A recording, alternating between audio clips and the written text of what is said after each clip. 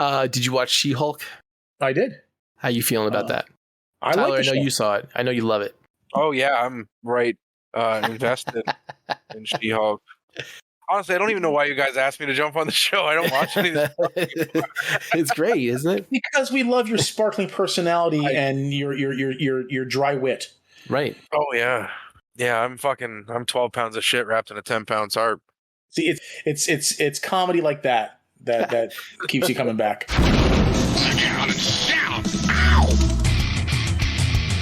Welcome.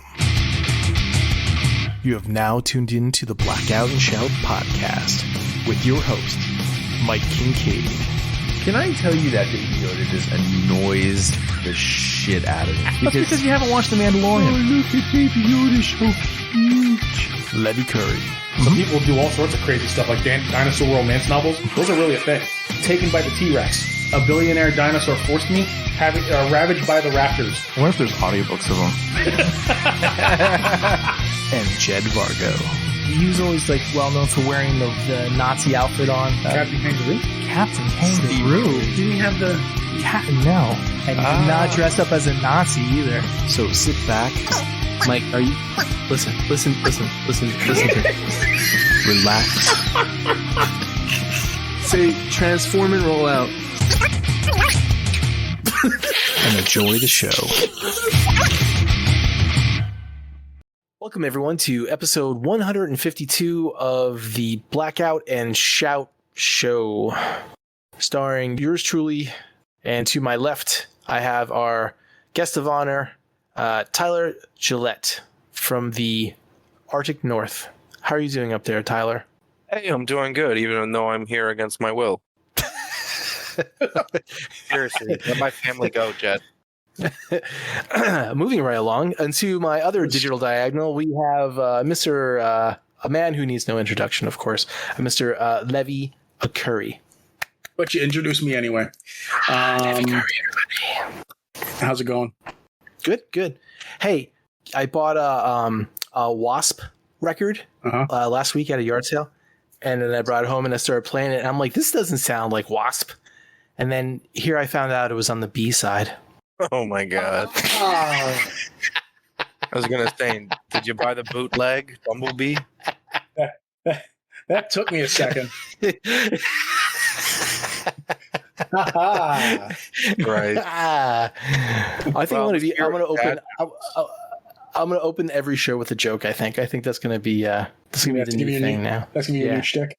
Yeah. Hey, I'm writing a reverse psychology book, Levy. Oh yeah. Don't buy it.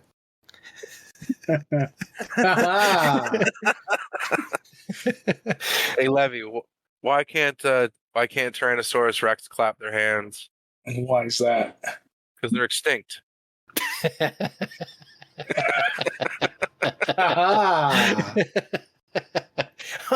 All right, moving right along. Tyler, did you get anything these past couple of weeks you'd like to share with the audience? No, not really. I haven't really picked up anything.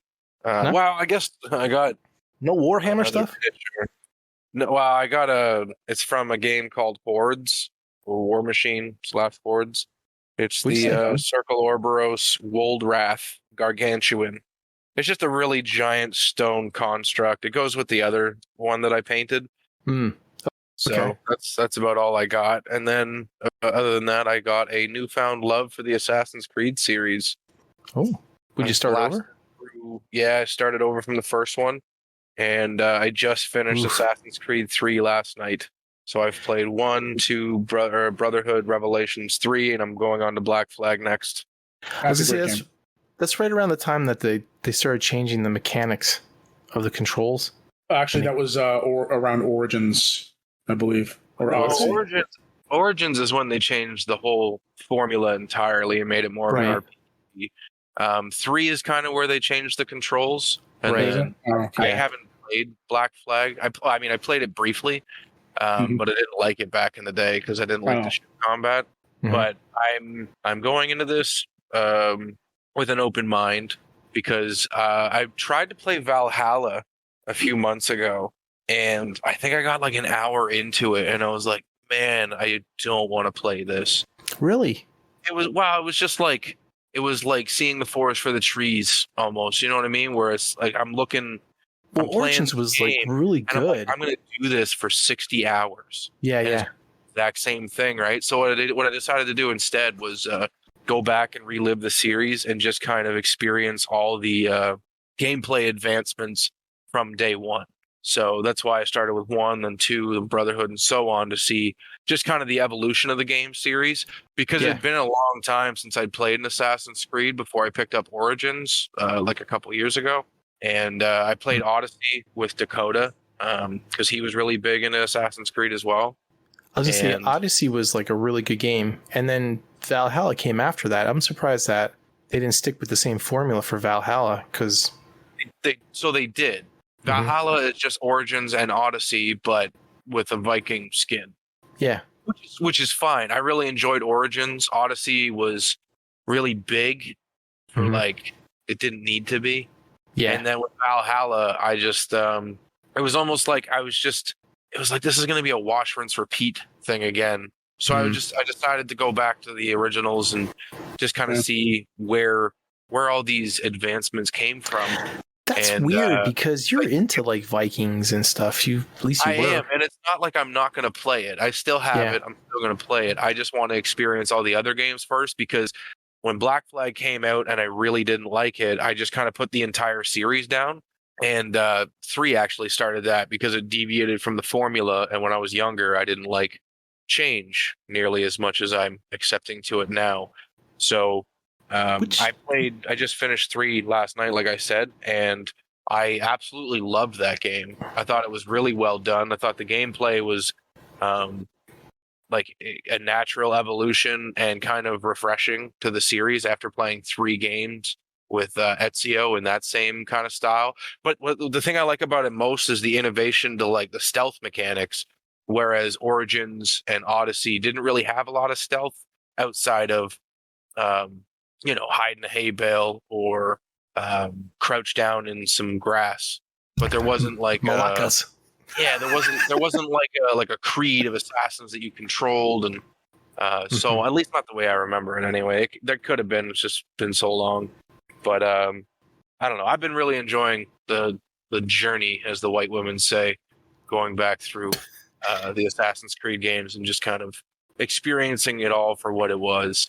Nice. And I'm excited to play Black Flag, whereas before I was extremely dreading it. Remind me again, 3 was, what was the story about in 3? Was that the one in Europe? War? Connor Kent. What was the one with that took place in Europe during like the Renaissance? I think that's Syndicate. I haven't played that one. That was good. That was one of my favorites. During the Renaissance, that was Assassin's Creed 2, wasn't it? With Ezio? Yeah, Italy. Yeah. It wasn't the main one. It wasn't the main one. It was a spin-off. It was like there was this like another disc, but it was based off of that. Yeah, it was essentially a sequel of Assassin's Creed 2, but wasn't part of the main numbered games. Yeah. Ezio is the only one that's had a trilogy. Yeah. Okay.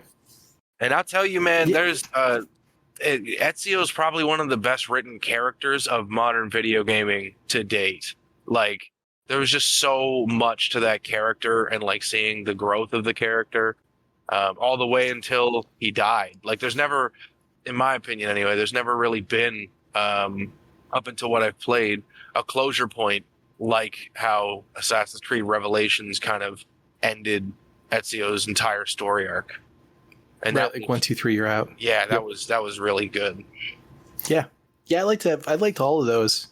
But then once it got to Odyssey, I really liked the way they changed the mechanics of the game and the controls and stuff like that. I liked Odyssey a lot, but what I didn't like about it was that you weren't an assassin. You were just like a Spartan. Wasn't it like the beginnings of the assassins? Origins kind of stuck to the beginning of the Assassin's Creed in its entirety, but Odyssey was just kind of mixing those up. Yeah. I don't know. It was good. I enjoyed the game thoroughly. Yeah. I didn't 100% it because I'd need probably about 2 more years of gameplay to finish it. Right. Yeah, that's Assassin's Creed games for you. Yeah. Well, I mean, I blasted through 1 through 3 here, 5 games total in probably 3 or 4 weeks. So, but I mean, that's pretty well all I play right now, aside from a couple multiplayer games with some friends every now and again. Do you know what's a good, refreshing game that you could play? You could try out Stray. That was pretty good. That's the one with the cat? Yeah. I respect your suggestion. I'm going to put it away in a box. It's a quick game, too. Slip it under the closet shelf. And I'll go back to it when you finish the motion comic. Yeah. Yep. Now I'm just going to start holding suggestions ransom until that motion comic comes out. Okay. That's fine. So, do you have any shout-outs, plugs? Shout out to my son, who is a spitting image of me and ever so frustrating, just like I was. Other than that, no, I'm not affiliated with anything. I mean, shout out to the Blackout and Shout chat there, the group chat, bunch of fine fellows. Shout out to Levy Curry for teaching me the ways of the Kama Sutra. My wife's never been happy. Yeah. The man is a master in the bedroom. Resume. He's just giving me live commentary. I just give him a live video stream and he critiques me. He just coaches over and over again. Coaches you from the corner. It's a win-win for everyone involved. Oh my god. Speaking of the Kama Sutra Master, did you get anything, Levy? Man, I got a treasure trove. Oh no. Stuff. Well, I'm gonna mute myself and you go. You go, girl. Hold on, so let me get my bot. All right. So I got finally my amazing Yamaguchi Superman, which is the new 52 Superman. Then I also got the exclusive black suit version from BBTS. I got my McFarlane Toys Man Bat and Killer Croc. They get black repainted Superman. That's cool. What's that? I said they have a black repainted Superman. Well, yeah, it's in his black and silver suit. You know, it's the Nemesis Prime of Superman. Right. Yeah. No, the black suit. That was his regeneration suit when I know. Death and Return of Superman. You know. I know. Just give me shit. Did it come with the mullet? No, this is the new 52 version. So he doesn't have. I think technically he should have a beard in the new 52 version, but he doesn't. Yeah, I think you're right. But yeah, no, this is strictly just a repaint of the blue and red suit, just with black and silver. But it's still cool looking. So, however, I hate the capes that came with it, so I decided to make my own. And I'm still in the process of refining it, but I've made 2 already, and I am improving the design. I just got a few more improvements to make, and I think my 3rd one will be the final design. Cape Mark III. Yeah. Oh my god. But I actually went to a Hobby Lobby. I picked up some spandex fabric. And I got this fabric adhesive. They come on these like rectangular pads, and you can cut them to size and stuff like that. And with these, you don't need to sew nothing. And actually, the second cape that I made, the hems actually came out really good. The only problem that I had was some design mistakes that I made with the upper part of the cape where it connects to the collar. I got to rethink how I'm going to do that. But the actual hemline where I put the wire in actually turned out really, really good. You should have got April's friends' kids to do the sewing for you. They have small fingers, right? Right. Sweatshop going. Start my own little sweatshop. Yeah, I was just going to say that. The best part is they work for peanuts. Yeah. So or M&Ms or Skittles. Yeah. But I also got Transformers Legacy Motormaster. I know I said I was done with mainline Transformers, but I make an exception for Stunticons.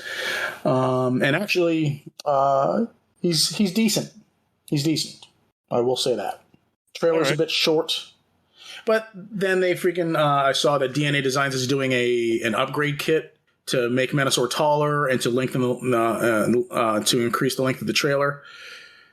I don't know if I'm going to get it because I think it's expensive. It's like $60 or something like that. So, and I don't think I need to spend $60 to polish a turd. So, not that it's a turd per se, but I mean, what's that? Where's your dedication? It's not with mainline Transformers. So, I also got an airbrush and all the trappings that I need to get with that. Good stuff. I got Super customizer. Yeah, I got a painting tent. It's like a because you know like how you're supposed to have like a paint box or whatever when you do this sort of thing. But I don't plan on doing enamels at all. I'm pretty much gonna be doing acrylic paint. So I just got this like portable paint tent thing. I got a advice that I can give you, Levy. Is test out your ratios for different color pigments before you start on the project that you're actually wanting to do, because I had a really hard go when I first started using the airbrush, and I just like took it out of the box and just started spraying on all my stuff.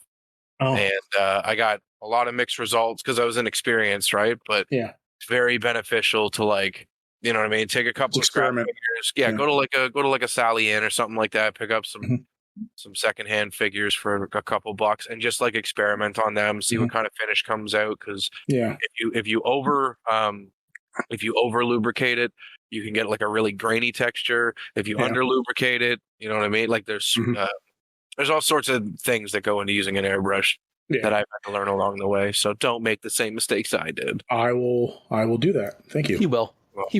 Let's start painting. Let's start airbrushing Paint Mark V. I got a respirator. I got a whole bunch of different things. But I didn't get this specifically to customize figures. I actually got it to get into model building. And so this week I went out to Hobby Lobby because they had 40% off plastic model kits, and I picked up some Gunpla. Hey! So I got... Hold on a second. It's like your past reliving itself, Tyler. It is. So I got the old standby. I got the high grade RX-78-2. That's like, you know, like the first Gundam, right? The pop Gundam. Yeah. Yep. So I had to get that. But then I also got from Iron-Blooded Orphans Mobile Suit Gundam Barbados Lupus. Nice. Because he looked cool. He has this awesome sword. That's also a high grade. What's that? Have you watched that show? I have not. I actually have not watched any Gundam in a long time. I actually turned on an episode. Iron-Blooded Orphans is a good one to jump into. It's 50 episodes in and done. There's no more coming out. There's no more media coming out about Iron-Blooded Orphans. It's just beginning, middle, and end. It's like good. It's like an OVA that's like separated from the rest. Okay, cool. Another cool one is Gundam Thunderbolt. And that's just like an hour-long movie, but it's just self-contained into like 3 20-minute episodes. Oh, cool. And if you ever wanted to watch Gundams fight in space with jazz music in the background, that's the best one. Maybe the only one, but it's fantastic. I never knew that I needed jazz music in Gundam fights until I watched Gundam Thunderbolt. Now nothing else stands up to that standard. So you know, Levy, I have a death scythe if you want it. I have never opened it. Oh, is it the high grade? I don't think Probably. so. I don't think so. I think that's the standard. Well, the high grade's the standard grade, actually, because I think they made a master grade also, but those are a bit more expensive. Yeah, they're about. I mean, in Canada, they're about $60. I think so for you guys, probably about 40 or 50, 45. And they stand about 7 inches tall. Yeah, the high grades are a bit cheaper than that, quite a bit actually. These first two that I got, the RX-78-2 and the Barbados, they were priced at $16.99 each, and I got them for 40% off of that. Wow! And then the one that I really, really want to build is they had a real grade Wing Gundam Zero from Endless Waltz. Hey, nice. So, and that was priced at $40, and I got 40% off of that too. So that's pretty slick. Just giving them away. I love the wing kits, man. They're honestly the best suits. Up until Iron-Blooded Orphans, I like those suits as well. But like your Universal Century, like your RX-78, for me, it's just they're all kind of bland and just like minor moderations of the same. But the art style for Gundam Wing and the art style for Iron-Blooded Orphans are like deviate so much from the traditional Gundam formula as far as art style goes that like I don't know. I'm just a niche kind of person, so. I also pre-ordered the real grade Unicorn Gundam. Okay. And there's another one that I ordered too. So those should be coming soon. And then I also went and bought a couple car model kits. Oh my God, this man's going full swing. Well, I figured I'd get a couple car model kits this week because again, at Hobby Lobby they're like 40% off this week. Yeah. So I figured I'd just stock up on projects. That way I can have stuff farther out and get that nice discount on them now. Definitely. But I got a 1970. What's that? Gunpla is addictive because they're so cheap and they're so quick to build, and the finish is always really nice. You'll buy more. Oh, I know. I plan on it. But yeah, the two cars I bought were the 1970 Chevelle by AMT, or the Chevelle SS 454, and then 1969 Charger. So nice. So I love American muscle cars, so I want to build model kits of muscle cars. I don't plan on doing well. I might get a classic Lamborghini Countach and a Ferrari Testarossa and shit because I love those cars too. But I don't really plan on venturing too far away from muscle cars with my model building. But you never know. The one I have is a master grade. It's I just put the picture in the description in the chat. Okay. Yeah, I'll take that off. From Endless Waltz. Yeah. Years ago, I actually bought the high grade Heavy Arms Custom, Death Scythe Custom, and Ultron Gundam from Endless Waltz.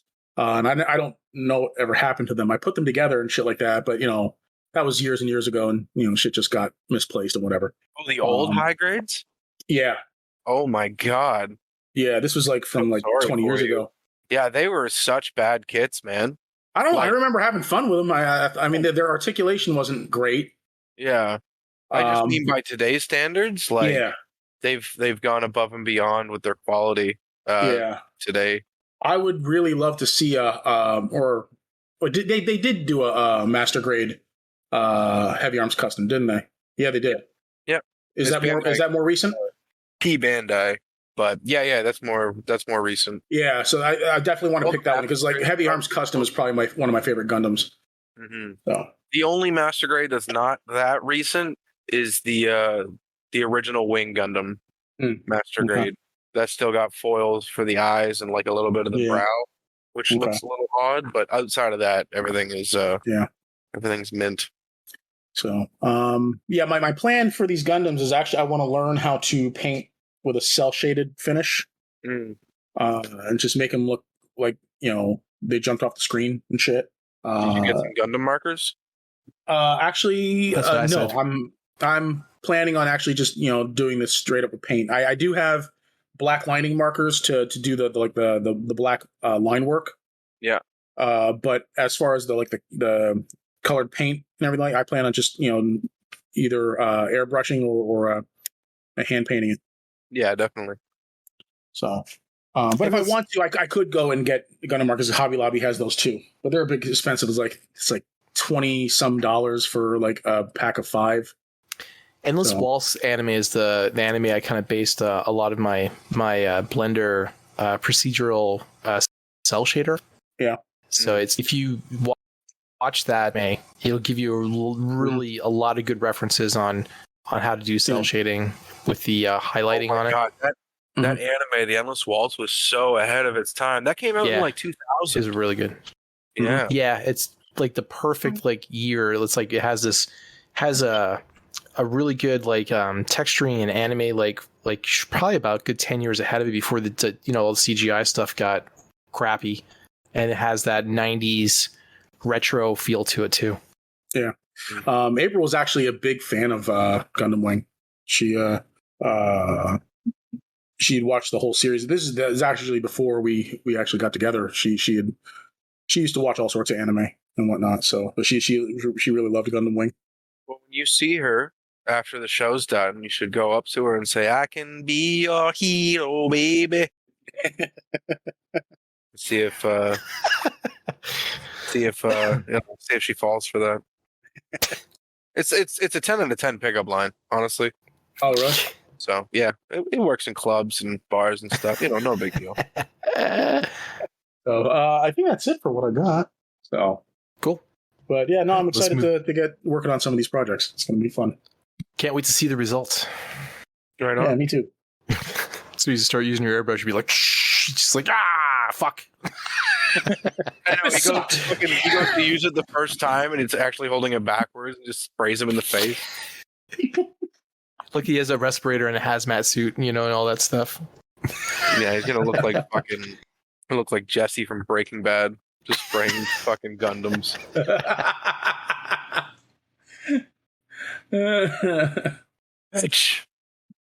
All right, let's move on to the new. Oh, what did I get, Jed? Oh, here, I will tell you. Get? I was just going to ask you. I got some more Hot Toys Iron Men. Really? Uh-huh. Now you are really growing that collection. Up to 10 now. Yep. I think I'm gonna stop now. Unless I find a really good price Mark 1. I think I'm done with the variations. Maybe. I say that now, but if you see something, you know what? If I see a die-cast Iron Man for like $100, I'm probably gonna buy it. So if I don't have it already, you can't beat that price. I got Iron Man Mark II Unleashed. That's the one where you can open up all the panels and everything. It shows all the inside wiring and gears and all that stuff. And it's kind of old too. It's like about 10 years old, but it was still pretty good shape. But I mean, it like compared to like the new ones and stuff like that, it was in perfect condition. It was just like you can see how they improved on the design and everything. Mm-hmm. And then I got that the neon yellow nanotech version, which is all kinds of badass because it's just a whole it's all black shiny Iron Man with yellow neon stripes all over it. It's so cool. So, and that's it. That's all I got. And shout out to our sponsor, Hidden Toys. Imagination on display.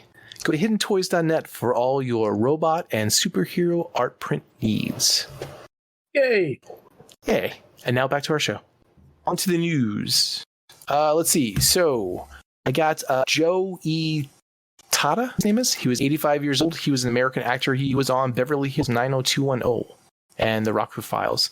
Alzheimer's. He played the guy that Peaches Pit was called back then. I don't know. I wasn't a big Beverly Hills 90210 watcher. And Denise Dowse was 64. She was also from Beverly Hills 90210. And Starship Troopers. Coach Carter. She died from complications from meningitis. Yeesh. Wait, who died from Starship Troopers? Denise Dowse. She played one of the Tyler, what were they called? The air commander? The corporal? I forget. Like the people with the higher ups that were in charge. Oh yeah, the Sky Commander. Sky Commander. That's it. Sky Commander thing. Oh, she was the she was the one that replaced the guy after the disaster at Clondathu. Sure.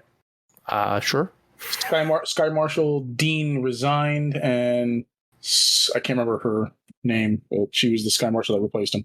Has there been any more Starship Troopers animated movies that have come out?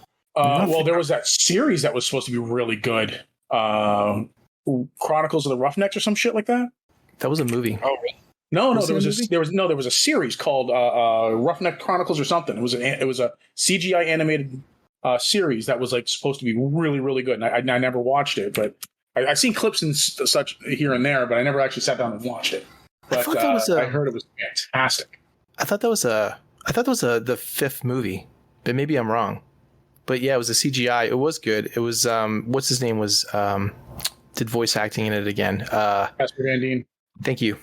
I'm gonna say Casper Van Cleef. Yeah, he returned for the third movie with Jolene Blaylock, I believe, because the second one was this had one no kept connection. Kept seeing he was haunted by the ghost of the chick that fucking died at the end of the first movie. Did you say her name was Denise? Dowse. Denise Richards. Dowse. Yeah, no, that's. I thought he was going to say Denise Richards. I'm like, what? She died? No, not That's Denise what I Richards. thought. No, Denise Dowse. What Dowse. did she die of? Like AIDS from Charlie Sheen?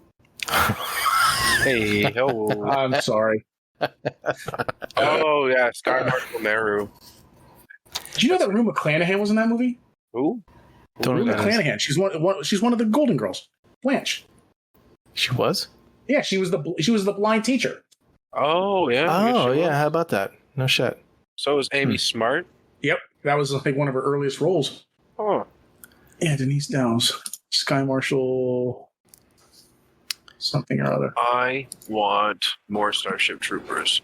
Whatever happened to those Yeah. figures that were coming Cool. out for $150 a pop? They came out and people bought them, and that was it. It was They a did get Figma. released. Yeah, it was a Figma thing, and they never did anything else with Starship Troopers. They probably didn't have a lot of sales from it. Yeah, I see them from time to time on the used sites, and they're still like 130 or whatever. It makes Yeah. It's sense.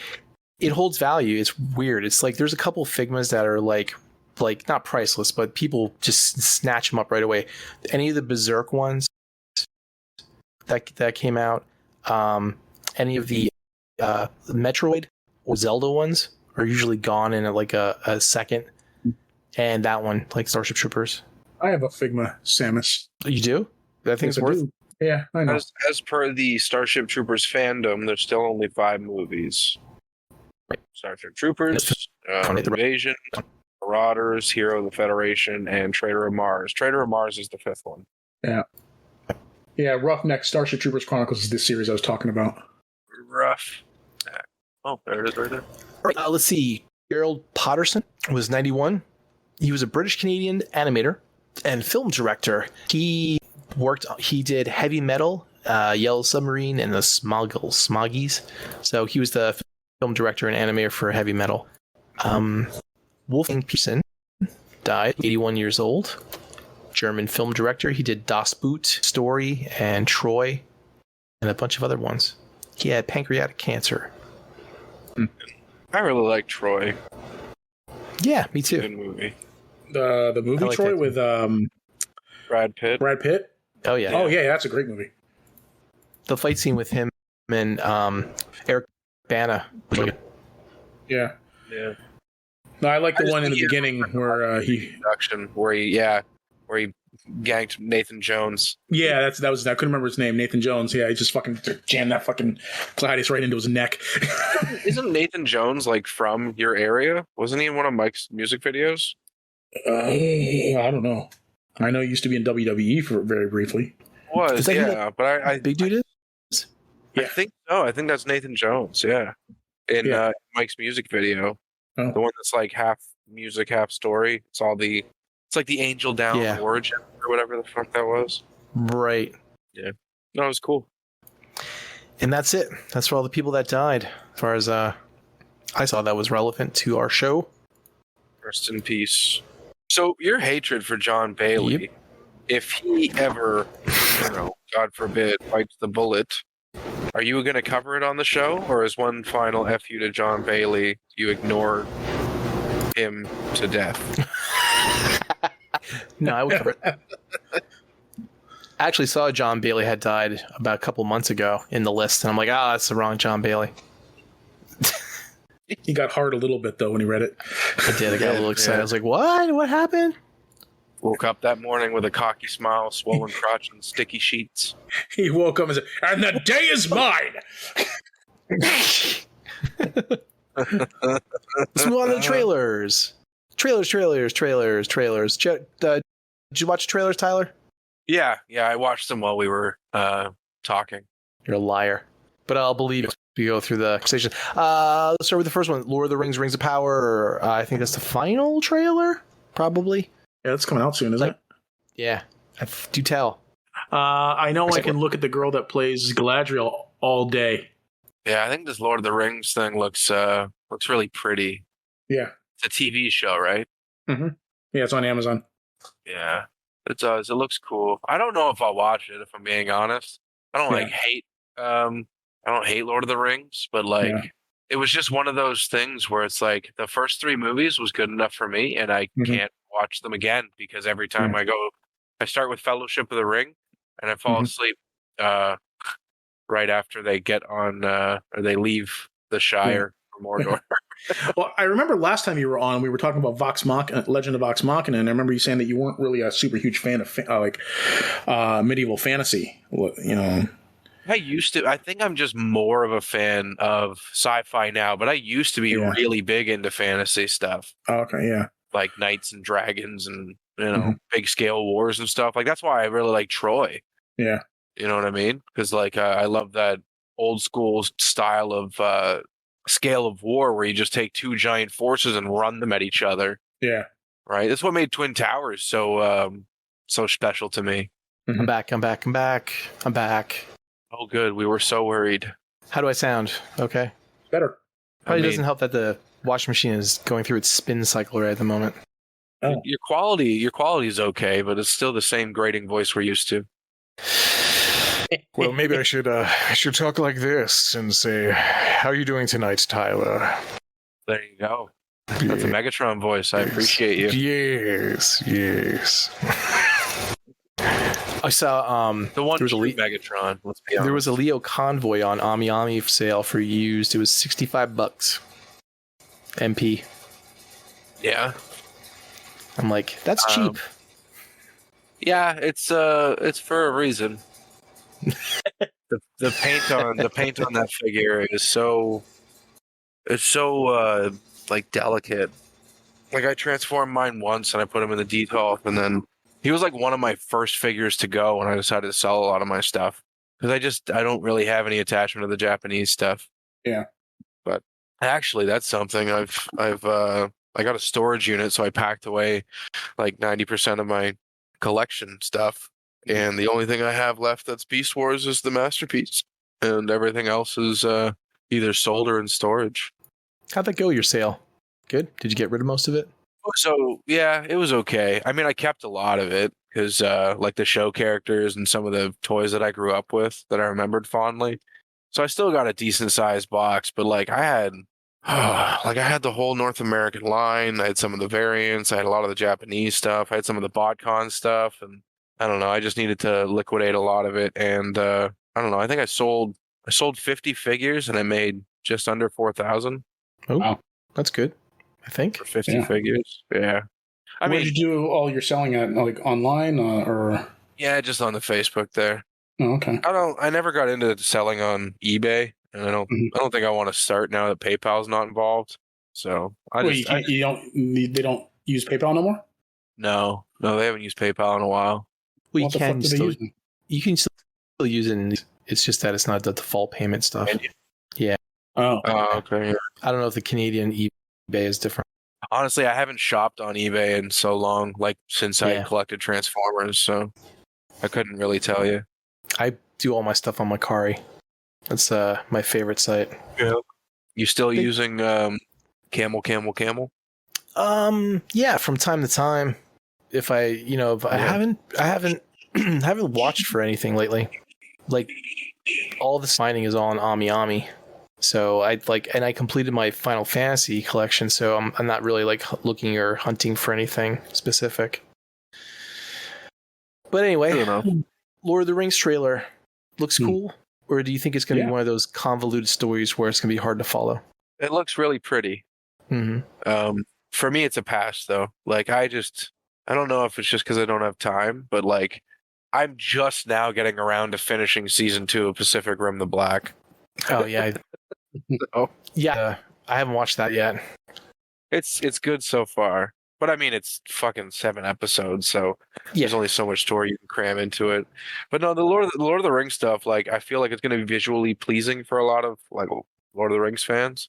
But as far as the story goes, I don't even know where they're getting the story from. It's got to be a brand new story, right? Because all the books and stuff have already been made into movies. No, it's from parts from the Silmarillion, and I know I probably pronounced that wrong. And there's other chapters and stuff that have been written on like sides. So there's like kind of like a background of. So this is still Tolkien's writing? Yeah, I think they're just kind of maybe filling in little blanks here and there for exposition, but I don't know because I never read that stuff because it was hard. It was really hard to read it. I just gave up years ago. Like Robert joined hard. You're just like, you want to fall asleep, you just start reading it and you're like... Yeah. I mean, I use Audible, so I just listen to audiobooks now when I'm at work. Well, not so much now because I have a lady that works beside me that plays top 40 garbage non-stop at a loud volume that overpowers my headphones, so I don't get to listen to a lot of stuff. But she's taking days off soon, so I'll enjoy that. Nice. Yeah. All right, let's move on to the next one. How about Pantheon? Pantheon. This looked like it has a lot going on at all times in it. Granted, I'm only watching the trailer. I know nothing about this, but it just feels like there's so many moving parts that it's going to be hard to follow. Well, it's a series, and right. The trailer for it I never heard of it, and it's AMC, which is odd, and it's going to be a drama series. Well, especially the way what? Their stocks have plummeted. Oh, AMC. Never mind. We call that delusions of was it dilute? How's it? Delusion of dilution? I forget what it is. They diluted their stock. Anyway, yeah. The CEO was like, "Hey, if you just have this stock and this stock, you put it together, you had the same exact stock as what you did before." And everybody's like, "What? No." But yeah, I'm sure Mike is not happy with that at all. So played the game. How's your cryptocurrency trading going? Did you get out? Yeah, I got out. That's good. Yeah, I played the game. I didn't win very much, and that was enough for me. The thing is, like, I'm not smart enough for it, and I'll be the first to admit it. I don't understand that shit whatsoever. I was just throwing money into stocks, being like, all right, I'm going to wake up tomorrow, maybe be a millionaire. Never happened. In fact, I lost a lot of money that way. I would have had better luck at the slots, I think. You gotta start with like 100,000 to wake up and be a millionaire the next day. I guess that's fair. Yeah, I was always like investing in penny stocks, just like daydreaming about it blowing up to $1 and retiring on millions of dollars. Right. But, fucking whatever. What's Dogecoin up to? I don't know. No idea. I don't trade in crypto. That's more like gambling. Dogecoin is currently sitting at, I can't fucking tell you. 0.064? This is the Blackout and financial section of the show. It just popped up here right in the middle of the trailers. That's right. That's how it is. It just comes and goes whenever it wants to. I have a 8-year plan to be a millionaire. If anybody cares. Yeah. I'm writing algorithms for stock predictions and all that stuff, and so far it's working. Nice. Yeah. You got your first 100,000 yet? No, this would say 8-year plan. So it'll take about if I compound my interest for 8 years, between 8 and 10 years, I should have $1 million after that. So cool. I download the API and all that stuff so I can write some Python code to start doing trades and stuff like that for me automatically, and that way I don't have to worry about it. I can sit back and let it work. Doge is currently at 8 cents. Sucks to suck, nerds. Is that Canadian cents? Yeah, that's CAD. Yeah, Canadian money. It was up to like fucking 40 cents at one point. Now it's down to 8. Here it looks like it's 6.5 cents. Levy, when are you gonna start trading stocks? Are you gonna be a day trader? No, I don't think so. On your house. Oh my god. Yeah. Yeah, I'll do that. April would be thrilled. With as much fucking figures he has in Mezco, you'd think he'd have stock in that company. I actually stopped collecting most Mezcos. I don't think they trade publicly, Tyler. Well, I mean, it depends on what kind of stinky fatties you're connected with. That's true. He's an inside trader. Levy, the inside trader. Yeah. That's where he gets all for the figures, you know? His day job is just a front. Jesus Christ. Anyway, I was going to bring this up in the news, but now's a good time. Rumor today that Amazon was going to buy EA. Yeah, I saw that.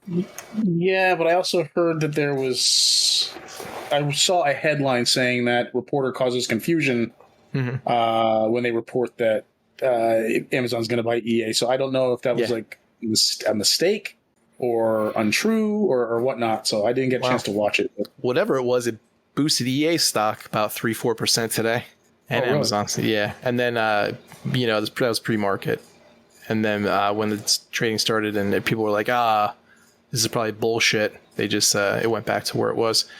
Honestly, I just want Microsoft to buy them so we can get a Titanfall 3. I don't care about Battlefield. I don't care about Star Wars. I don't care about any of the other shit. Give me a fucking Titanfall 3. You think if anybody would buy them, it would be like Disney, right? Well, because they don't really have a video game branch.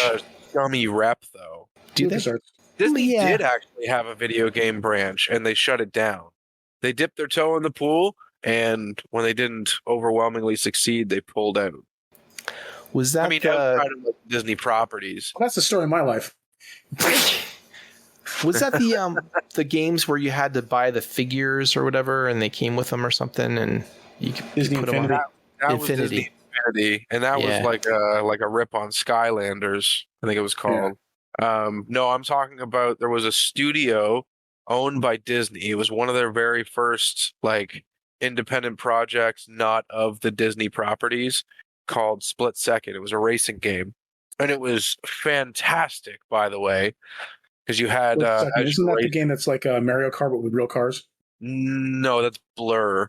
So Split Second is as you're racing and you do drifts and drafting and all that kind of stuff, you build up a detonator meter, and as you're racing through the track, you can trigger these detonators, which will blow up a truck and it'll flip through the street. I remember that. Yeah, and crash some of the other racers. Or if you saved up all your detonators, you could actually change the entire route, which was really, really cool. It was one of the it was a mix between Mario Kart and Burnout, with its own little cool twist. And the maps were so well laid out. I don't know. I really wish there was a sequel, but for some reason they just after that game they closed the doors on BlackRock Studios. Must cost too much money. Maybe, yeah. I mean, back then, 2010? They weren't the giant mega house corporation that they are today with Star Wars. So, well, the report came about because I know EA was they voiced that they were looking to either be bought out or merge with another company. Yeah. So EA's had such bad press in a lot of different countries because of their scummy microtransactions that I imagine that they want to kind of move away from that reputation and the liability behind it. And I think Amazon would probably be the best company to buy them because Amazon's pretty scummy as well. There's surprise mechanics. But there's surprise mechanics. I don't know. I feel like if Microsoft bought them, Sony would just cry some more that they're monopolizing the gaming landscape. Yeah, but who's paying developers to not put games on Game Pass? Right. Yeah. Yeah. I don't know, man. If you ask me, Game Pass is one of the best innovations in the gaming landscape. Hell yeah, it is. It is fantastic. And Sony's a little bit late to the party with their always been late to the party. Yeah, they've always been late to the party, man. PS3, you couldn't even. There was no party system. Xbox had that, the dedicated party system. Yeah, and security, for Christ's sakes. Well, I mean, if you talk way back to the original PlayStation 2, they had multiplayer online stuff way before Xbox was and stuff. I think. Sure, they did back in the day. But what popularized it was Xbox. Yeah. True. But I remember playing SOCOM way back when that was when that was a big thing because it was all online. But I also think that the reason why Xbox's online service took off is because it was built into the Xbox system, whereas the PlayStation you had to buy an online adapter, right? Yes. Yeah. So you had to screw it into the back. Yep. Yeah. Ethernet, so it Ethernet just box. it's just if there's general principle of if it's not included with the system out of the box, then it's probably not going to be a success. Right. So, oh fuck! Look at all the goddamn attachments the Game Boy had. Yeah. You know what I mean? Or the N64 with those expansion packs that go into the controller. I mean, they go for a pretty penny now, but like I never knew anyone that had them outside of the Pokemon Stadium one. Or I should change that statement and say that it won't. It will have minimal support. Yeah. So actually, didn't Dreamcast do it first? Didn't they have like a network adapter first for online play? They did, and it was included with the system. Yeah. With certain SKUs. Yeah. I think like all the first generation and second generation Dreamcast had the network adapter, but then later editions they did away with it. But that was only 56K dial-up at the time. Well, so that was that was around. But you could web surf on it. So didn't they? I thought they had games too that were. Yeah. You can play you can play certain stuff online. Like because you had Phantasy Star Online. Yeah, no, right. You had Phantasy Star Online. That was actually really popular. Yeah. So that's right. I forgot about that. I immediately used mine to look up porn. I mean, if you didn't, like, it's a rite of passage. If you didn't do that, then you're not interneting correctly. Yeah. So I was looking at naked pictures and reading saucy stories because video was out of the picture. Oh my god! Those old like a blog with like random pictures of nude people just explaining a sex story. That's like those real old games where like the poker games, where you had to like you strip win. Poker games.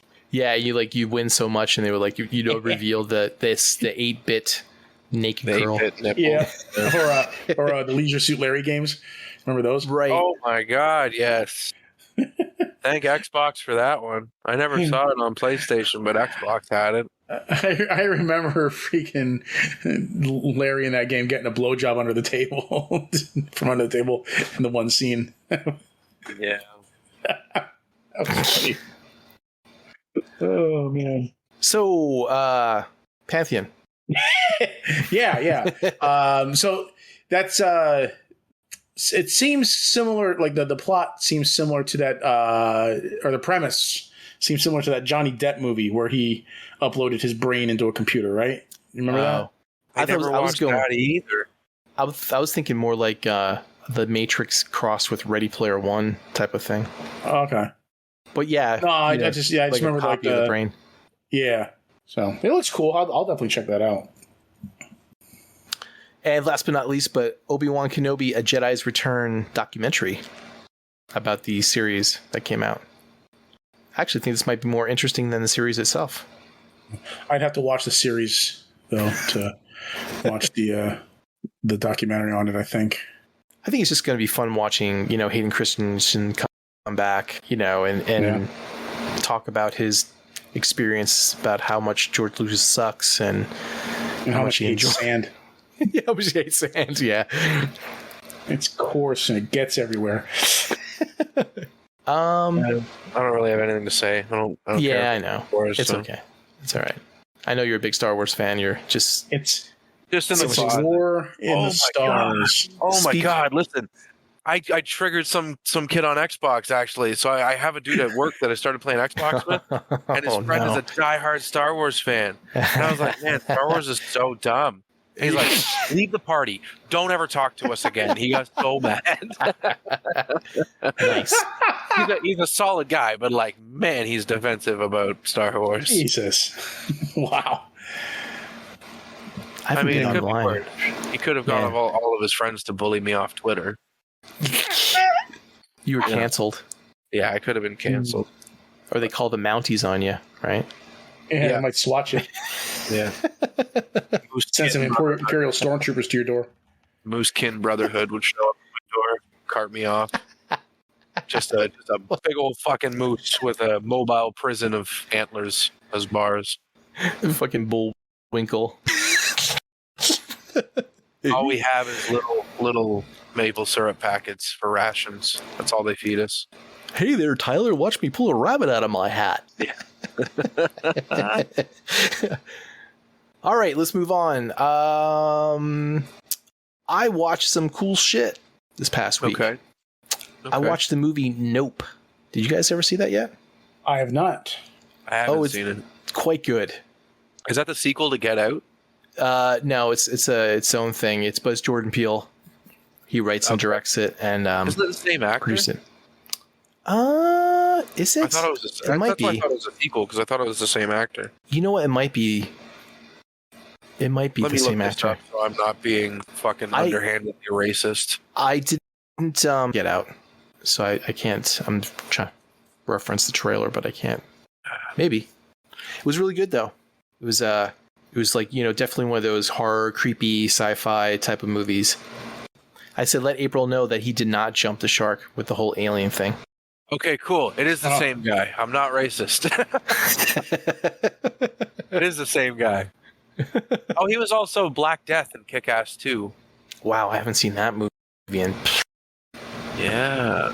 I like the first one better. And he's Wakabi in Black Panther. Interesting.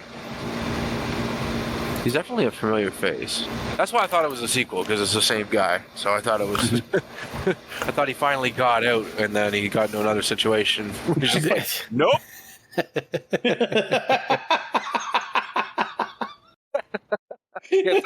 Gets out of the car after the first movie. Immediately into some bullshit like, nope, get back in. We're not stopping here. It's quite good. I highly recommend it. Okay. I put that on your list of things to watch. Cool. House of Dragons, right? Is that it? House of Dragons? Mm-hmm. House of the Dragon. House of the Dragon. Yes. Watch that. Yeah, it was good to get back to Game of Thrones. Oh. Game of Thrones, you know, more fantasy stuff. Yeah. Listen, I didn't. My issue with Game of Thrones was never that it was fantasy. It was that the whole show was a gimmick of just killing off characters that you get attached to. Mm-hmm. That was my thing. Red Wedding, done. Kill off my favorite character. I'm not watching the rest. I'm glad fucking season 8 sucked. Who's your favorite character? Robb Stark. Ah. Yeah, I really liked him. I liked his progression throughout the show and like taking over for Ned and the, you know what I mean? I thought that was really cool. And then when they ganked him at the Red Wedding, I was like, wow, okay, you just immediately lost a fan here. Like, I don't need to watch any else of this. Thanks. Did you see Eternals? Did you watch because of that actor? Nope. No. The actor is inconsequential to me. I just like the story of Robb Stark. Yeah. So. But he wasn't the hero of the story. Well, no, because he died, Levy. Because they killed him. That's why. He could have been. Iron Man could still be the hero of the Marvel Universe, but they ganked him, Levy. But he wasn't the one with the hidden Targaryen bloodline. He could have been. No, he couldn't. All the Starks could have been good rulers, but they all got killed. If season 8 is any indicator, they could have just taken creative liberties and made the better character the Targaryen bloodline guy. And then Daenerys could have sent dragons after Robb Stark's wife on some like crazy, weird, jealous shit. And like it could have been a fucking Night at the Kardashians show. You know what I mean? Some dumb shit. But no. You know nothing, Jon Snow. Shut the fuck up. Anyway. Sorry, I'm still heated. I really liked that character. Like I was really interested in the show. And what's worse is for me, they didn't do anything with Arya. I saw Arya's character like becoming really great as an assassin, but like they didn't show anything that I wanted to see in the time that I watched it. And like even I guess towards the end, how many people did she actually kill? A lot. Oh. Yeah, see, all that stuff happened after you stopped watching. Stopped caring. Yeah, your brother died and I stopped caring. All her cool shit happened after you stopped watching. Yeah. Like, she basically rendered an entire Westerosi house extinct. Oh, okay, cool. And you got to watch it, or was it just like it tells you? Oh, you got to watch them all die. Oh, okay, cool. Yeah. Well, shoulda, woulda, coulda. I'm sure there's a I'm sure there's an Aria highlight reel on YouTube you could probably watch for about 15-20 minutes of all those bits and pieces of the episodes. The whole and she also killed like all of the White Walkers. Levy, what season was it when the ships blew up and stuff like that? Oh, Battle of Blackwater. That was episode 9 of the second season. Episode 9 of the second season. Okay, and when did Robb Stark die? End of the third season. End of the third season. Okay. Yeah, episode 9 of the third season. Episode 9 is always like the big shocking moment of the season. So like first season was the execution of Ned Stark. Then the Battle of Blackwater was the second season. Third season was the Red Wedding. Fourth season was Battle of Castle Black. Fifth season was Hardhome. And then sixth season was Joffrey died actually in the second or third episode of the fourth season. Okay, so I watched that far. I watched him get poisoned and died. The Battle of the Bastards was the 9th episode of the 6th season. So, but then after that, they shortened the season. So, but yeah, it was always like the 9th episode was always like the big shocking, defining moment of the season. How are you liking this new story? Well, I mean, it's just the first episode, so a lot remains to be. I also do know a lot of what's going to happen, though, because I'm fairly familiar with the Dance of the Dragons, the Targaryen Civil War and shit. But yeah, no, I'm liking it. I like the actors. I think they're all well cast. I like Paddy Considine because he was in that HBO miniseries, The Outsider. The Outsider. What was that about? That was with Jason Bateman, with the doppelganger that was right feeding on grief. That was a good show. He was that bar owner. Yeah. So was that a Stephen King thing? Was that a Stephen King story? Okay. Yep. And yeah, and actually I like Matt Smith as Damon. So I'm eager to definitely watch more of it. So since you're like a Game of Thrones nerd, help me out here and refresh my memory. So the old dude that was on the wall, and he was a Targaryen, right? Aemon Targaryen. Or Aemon. Maester Aemon, yeah. Aemon, okay. Yeah. Where is he in that line? Who was he? He was he the brother Mad King's? No, I believe the Mad King was his nephew. Oh, okay. I think. Because I think Aegon Targaryen before him was his brother. So who was his father? Let's see here. See, he doesn't know Tyler. He lost his nerd Game of Thrones card. It's been a long time since I kept up on the Game of Thrones. You gotta be keeping up with this stuff. Jesus, you call yourself a real fan. I know, right? I bet your brother Kyle would have knew. Oh, definitely. Maester Aemon, family tree. All right, let's see here. Well, while we wait for Levy to find the thing he should have already known. Jed, what did you? Yes. What new projects do you have on the horizon? None. Like as far as your hobby stuff, weren't you going to do like a DTOF display for your Final Fantasy stuff? I put brakes on all of my stuff. I was going to start working on the motion comic, which was on my list because it's been sitting there for 3 years. But okay, say no more. But I have like a lot of other priorities. I'm trying to get done with the whole probate thing with my parents. So I'm trying to get the house sold and all that stuff. I actually been having estate sales for the past 3 weeks. That's why Levy was asking about the refrigerator. Oh, okay. So trying to sell everything. I've gone. It took me a year to go through everything that was in the house, throw everything away that was like garbage, and keep the stuff that was like photos and stuff like that, memories and stuff, and then clean out the attics and basement.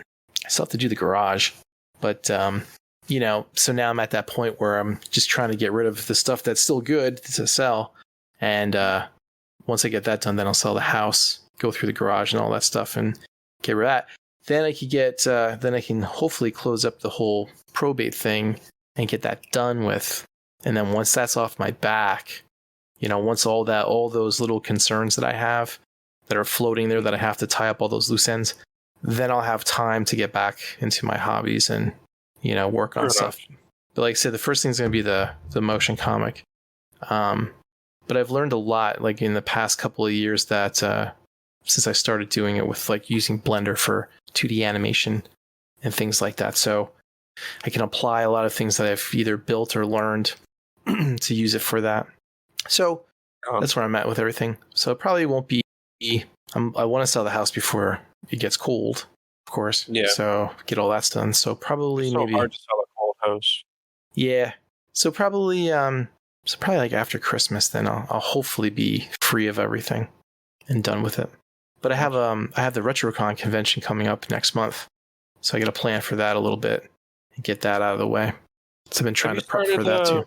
Have you started like setting up? I'm sure this is what you're doing, but like, have you started setting up like booths for Hidden Toys artwork? I'm planning. Like I was just figuring out like the space size and planning out and like what stuff I have to buy to like do the whole art presentation thing at the booth. Right. But I got everything. I got everything kind of like on a list of stuff to plan out. And I actually found that since I have an Etsy shop, I can get those Square credit card readers for free. And they waive the first $1,000 of fees that they use for the transactions of credit card. Really?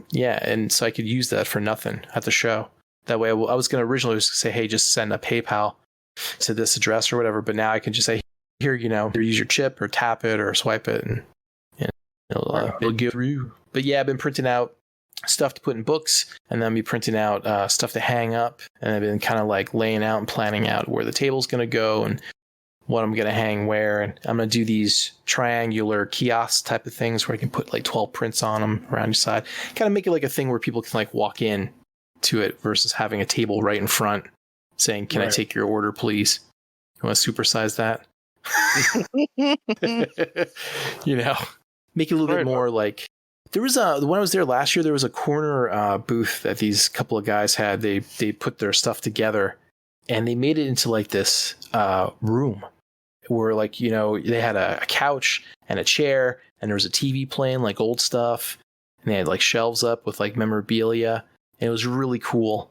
And I was like, I want to kind of do something like that where they can come into the space versus just having all your shit behind you and a wall of your stuff behind you type of thing. So that's cool, man.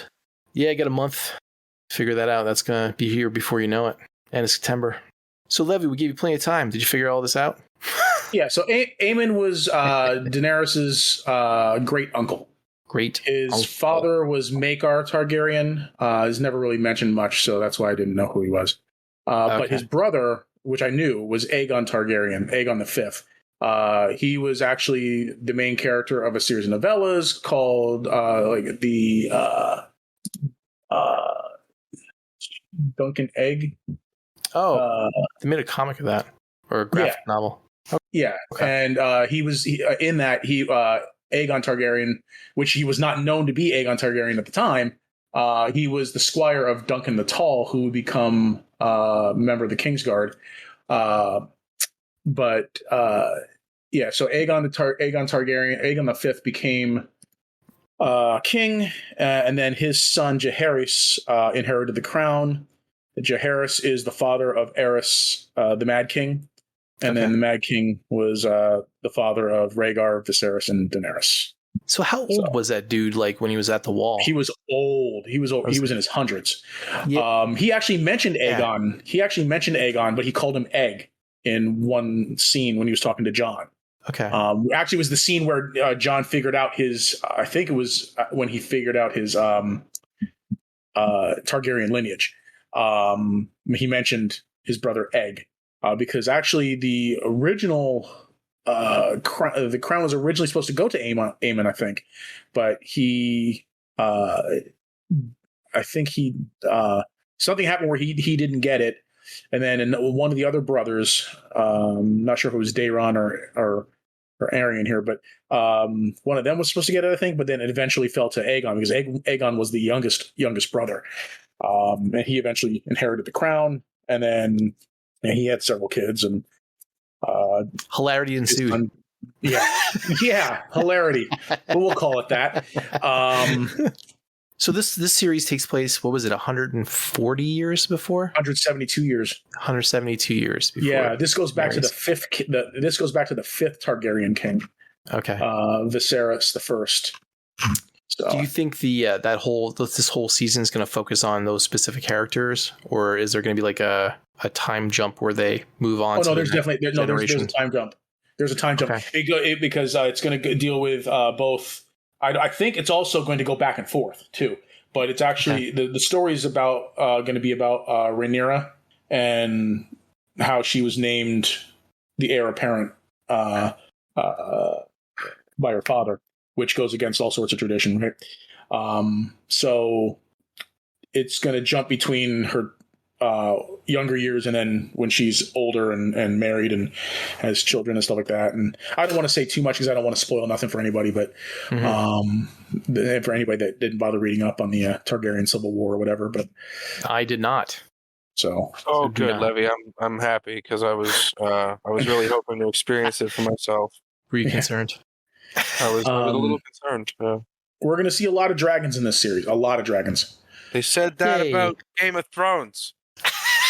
No. This whole this is back in the time when like almost every Targaryen had a dragon. You're a false prophet, Levy. I don't believe you. Okay, I'm just telling you, there's going to be a lot of dragons. I mean, they've already shown 2 dragons, and it's only the first episode. It took them like an entire season to show the first dragon in Game of Thrones. So just saying. Why I'm skeptical. So, did you watch She-Hulk? I did. How you feeling about that? Tyler, I know you saw it. I know you love it. Oh yeah, I'm right invested in She-Hulk. Honestly, I don't even know why you guys asked me to jump on the show. I don't watch any of this. It's great, isn't it? Because we love your sparkling personality and your dry wit. Right. Oh yeah. So. Yeah, I'm 12 pounds of shit wrapped in a 10-pound tarp. See, it's shit. It's comedy like that keeps you coming back. It's gold. Yeah. I watched She-Hulk second episode and I'm loving it. So I think it's funny. I think it's great, and I could look at She-Hulk all day. I read a She-Hulk comic once back in the day. What's that? I remember I said I read a She-Hulk comic back in the day, like when I was really young, and I remember liking it. But I outside of that, I have no attachment to the character from that outside of that one comic. But 10 out of 10 would jerk off again. Yes. What did you think about the Easter egg second episode? Spoilers for everyone who's seen it. Probably should stop listening now. I thought that was pretty cheeky of them. Well, I mean, is it like things where they plant a seed, or do you think it was just like one of those like inside jokes? Wait, are we talking about the same Easter egg here? Well, the one about the guy with metal claws that was in a bar fight? No. Oh. That's not what I'm talking about. Oh, which one are you talking about? I'm talking about the nod to Ed Norton. Oh, that one too. Yeah. Okay. Oh, there were 3 Easter eggs, I guess you could say. No, I missed the Wolverine one. Did you really? Yeah. Oh yeah. Looking at the how to be like or something like that, and at some place or whatever. She was like looking for jobs on her tablet. On the side, one of the news articles says, "Why is there a giant statue sticking out of the ocean?" In like a reference to Eternals. Yeah. And then the other one said, "Man with metal claws in bar fight." Oh, okay. So cool. I'm assuming that's Wolverine because I don't know of many other metal claw dudes that would be in a bar fight. So Shadowhawk. It's Shadowhawk. I'm calling it now. The other thing was Hulk going to space. Yeah. Going back to Sakaar. Yeah. Sakaar, yeah. There's a Fast and Furious joke here that I'd love to make, but like at this point I'm beating a dead horse. But Hulk goes to space and everything's fine, and Fast and Furious take a car to space and everyone loses their minds. There was fuck out of here with that shit. I saw an article. I didn't read the whole thing though, but I saw that the director of Fast and Furious, I think it was, did not like the idea of mixing Fast and Furious with Jurassic Park. No, I guess he didn't. Really, it's kind of a shame. I think the two series would complement each other pretty darn well, but in a world of elitist nerds, I mean, something we'll never know. In a world of elitist nerds, you have a race car and a Raptor.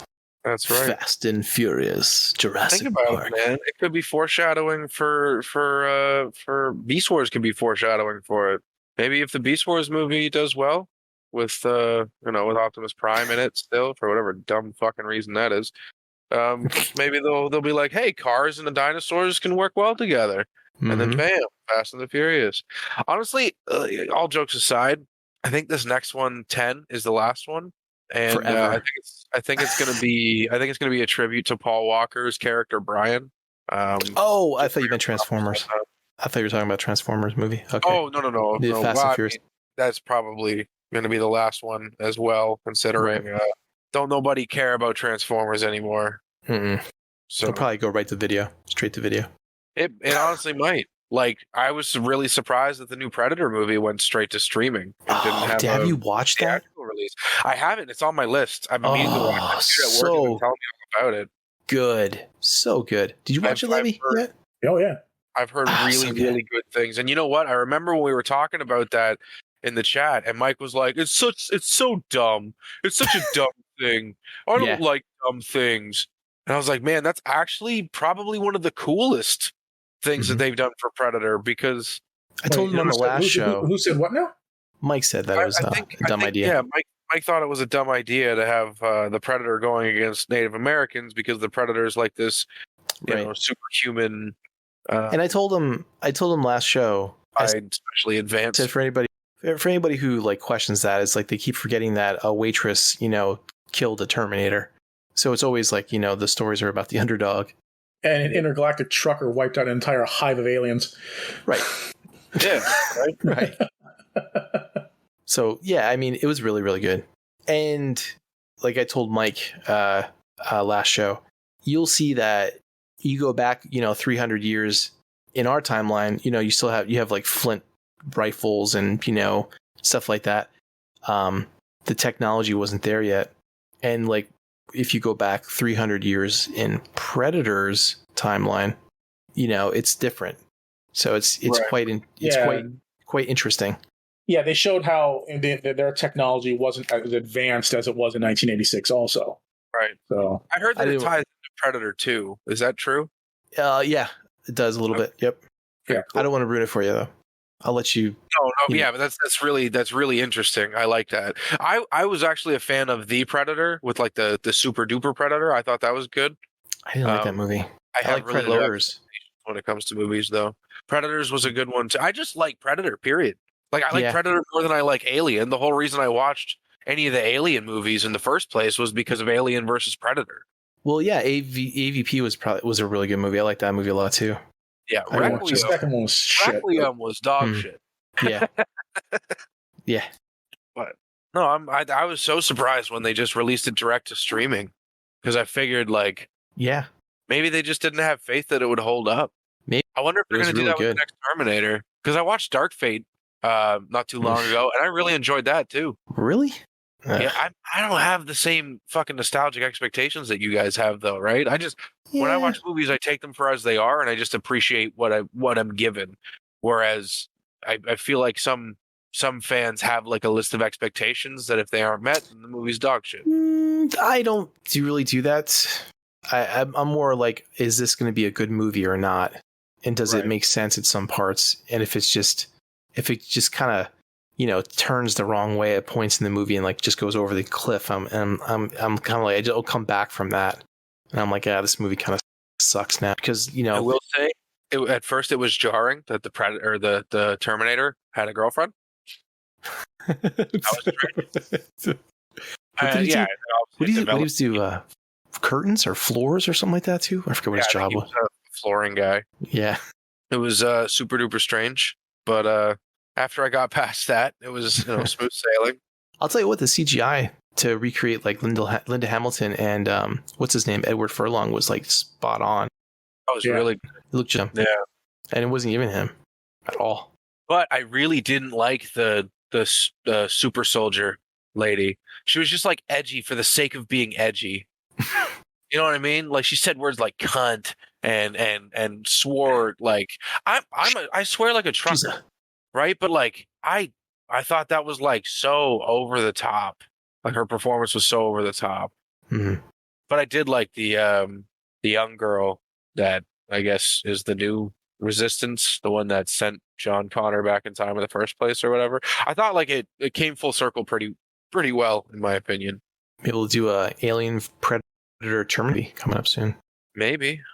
That might honestly be the only thing they have left if they're not going to do a Fast and Furious Jurassic Park. Fast and Furious Predators.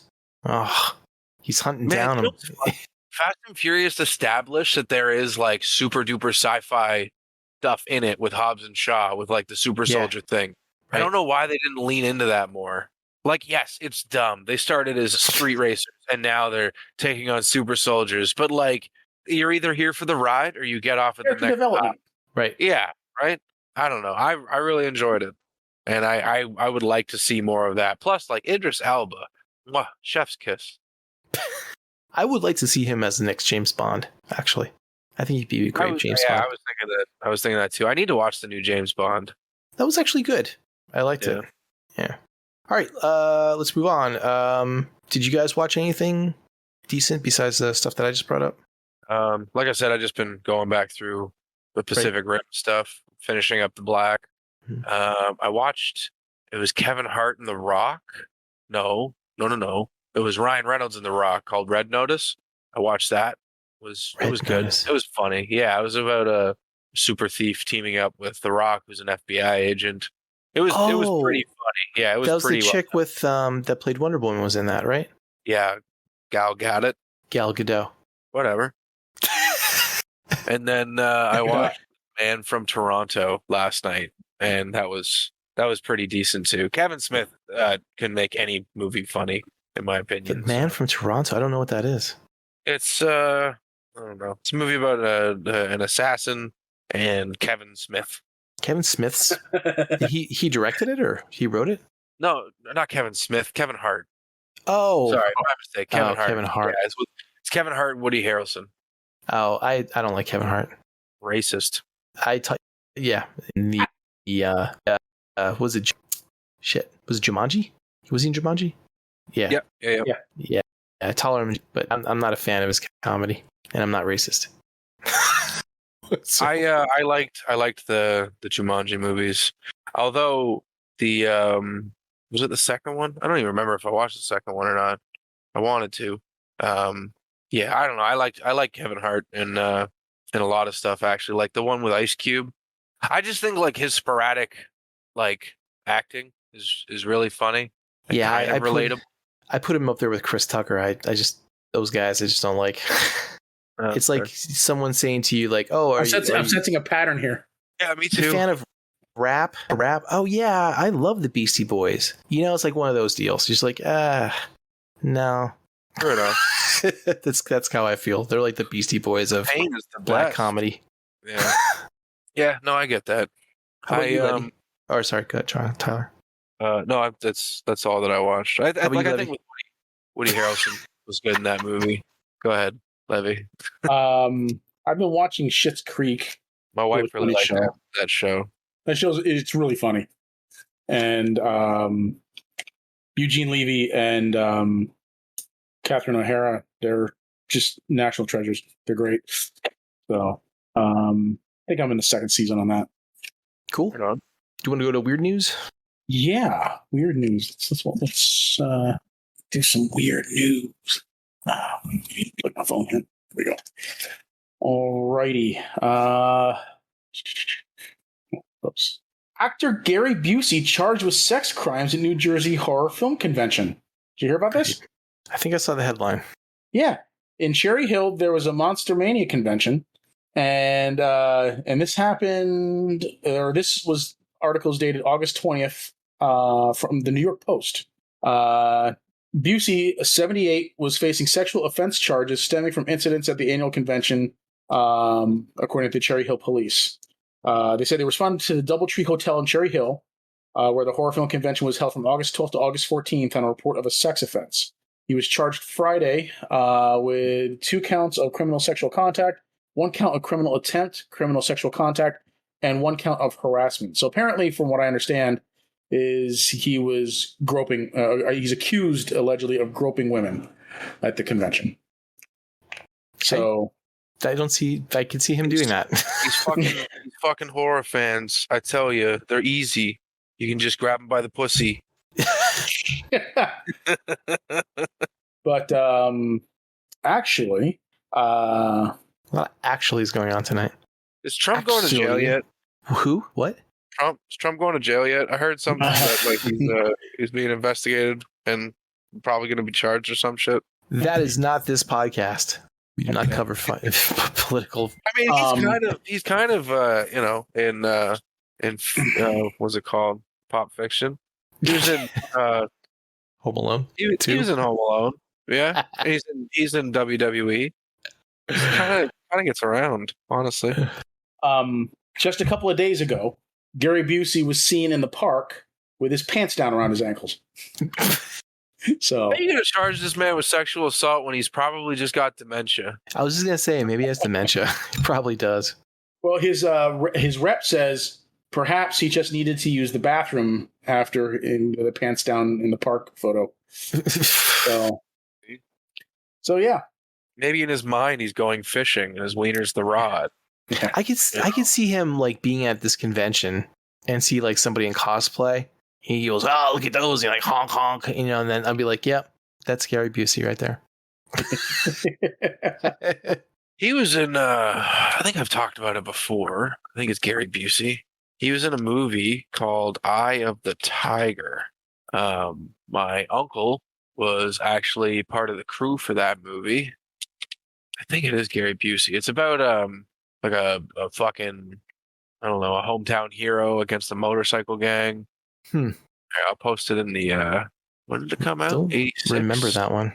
86. Yeah, if you could find this, I'd much appreciate it because I'd love to watch this movie again. Eye of the Tiger? Eye of the Tiger. It's 1986 with Gary Busey, Yaphet Kotto, Denise Gallick, Seymour Castle, William Smith, and Judith Parsley. Jeff Coe is a good actor. Well, he was a good actor. Yeah, it was a good movie. He played a good Bond villain. And he was in Alien. Oh, was he? Yeah, he was one of the crew, the engineer guys with I forgot the other guy's name. Shit. For my second story, broken spines. For my second story, there was a giant slide that opened up in Detroit, Michigan, at Belle Isle Park, and they had to shut it down within hours because children were getting injured on it. Because this slide doesn't just go straight down. No, it's wavy in steps. And so kids were catching huge air on this and coming crashing back down onto the metal surface as they were sliding down. And he did this several times as they slid down the surface. So yeah, so they had to shut it down like within hours of opening it. And there's a video in that link there, so if you want to check it out, it's pretty gnarly. Yeah, we used to have slides like that up at fairs. Spinal. Mm-hmm. Used to take like a rug and you like run up the top and then just slide down it. There's a first person camera view in the second part of the video. It's actually kind of funny. But I know, I love how dude's like I love how he's like, woo! Wait.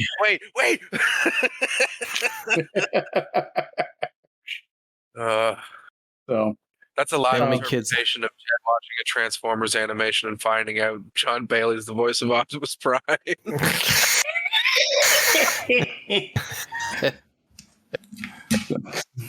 So I thought that was kind of amusing. Don't you remember having fairs where you're down on a carpet? No, not like that. But like I remember like having a flat slide because having a slide that waved like that is just. No, we have trouble. Here. No, we had waves. There was ones like that with waves. There was it was like a magic carpet ride or something. I think they might have been. I think they might have been shallower, but like this one here, those The waves on this one are pretty gnarly.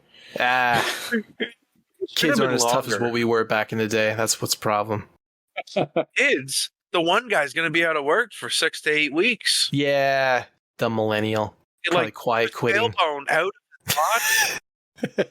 I felt sympathy pains for him. All right. So for my third story, this actually comes from CNBC. Now, I have no love for Marjorie Taylor Greene. In fact, I think she's a crackpot. But what a way to start. You shouldn't do this. Representative Marjorie Taylor Greene has been swatted for the second time in 2 days. So, how did she play it like? No. It's just people who don't like her political views. In fact, well, this came about because she had submitted a bill a few days beforehand. Where is it? Oh shoot, where is it? It was it had to do with transgender rights and youth rights. Yeah, transgender youth rights and whatnot. And I can't remember the exact nature of the bill, but it was supposed to. I think it was supposed to make it a felony. Make it a felony to so-called gender affirming medical care to transgender. Yeah, that's it. Thank you. Yeah, I knew it was in here somewhere. I couldn't find it though. But yeah. So she's been getting swatted. So the first, and. I read about the first time, and I just actually read about the second one earlier tonight. But yeah, don't swat a U.S. Congresswoman because they will find you. They'll find you. What were we saying, Tyler? Oh, I said nothing helps your political argument more than engaging in criminal activity. I'm not saying this lady's right by any means. Like I definitely but you don't what she's proposing, but like You don't fire back with that kind of shit. That's some incel shit. No, you don't do that. That's you're most likely ruining your life for one thing, because like I said, they're gonna find you. The FBI is going to track you down, and they're going to do it with the full resources afforded to them. Everyone's the hero in their own story. Yeah, like I said, I have no love for this woman. I think she's an insane crackpot. But don't go swatting somebody. To be fair, like don't swat anybody. It's full of crackpots. What's that? U.S. politics is full of crackpots. Oh, of course it is. Of course it is. It's a bunch of outdated on both sides of the aisle. Yeah, definitely. But yeah, nobody should ever swat anyone because. Well, didn't a streamer die from it? It wasn't a streamer. It was actually somebody who was totally unrelated to the conflict at hand.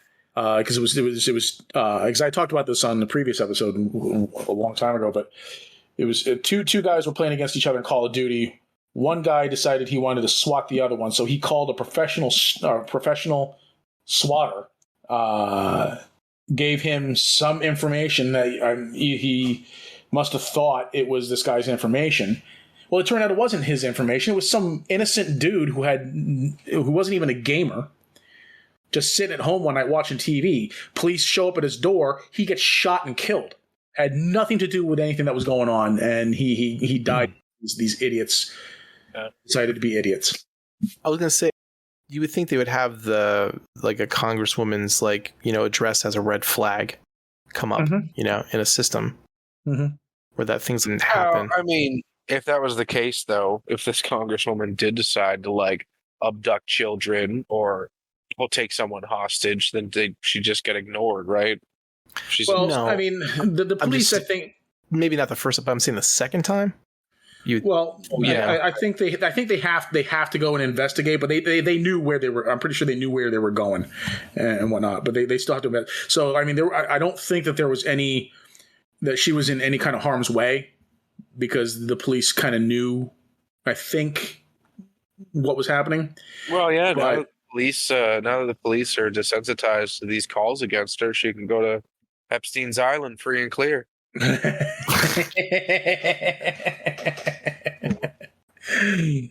So, but yeah, that's it for my weird news. Don't swat. Don't swat people. That's just stupid. No matter who it is. Yeah. No matter who it is, don't swat them. Like I said, they'll find you, especially when it's a United States Congresswoman. They're going to find you. Well, yeah. Your days are numbered. So, I don't know. I used to think my parents were crazy when they said stuff like, if you put as much energy into being a piece of shit as you would something productive, you could actually change the world. But like in this case, like why not just like run against this lady? Why not take an interest in politics and try and instill your own views in the political game? Because of money. Because it's run by money. So you can't. But you got to remember, like any type of political position, you don't have 15 minutes of fame anymore. You're under the spotlight and the microscope, and all your past and everything is revealed. So I don't have sympathy. Because most lawmakers and politicians are scummy pieces of garbage anyway. So it's all as about much as power. People, I'm not sorry it happened. Most of the time, those political people have money. I think it's more of a power thing. Well, they want more. If there's one thing I've ever learned about rich people, it's never enough for them. They always want more. That's true. I always do want more. I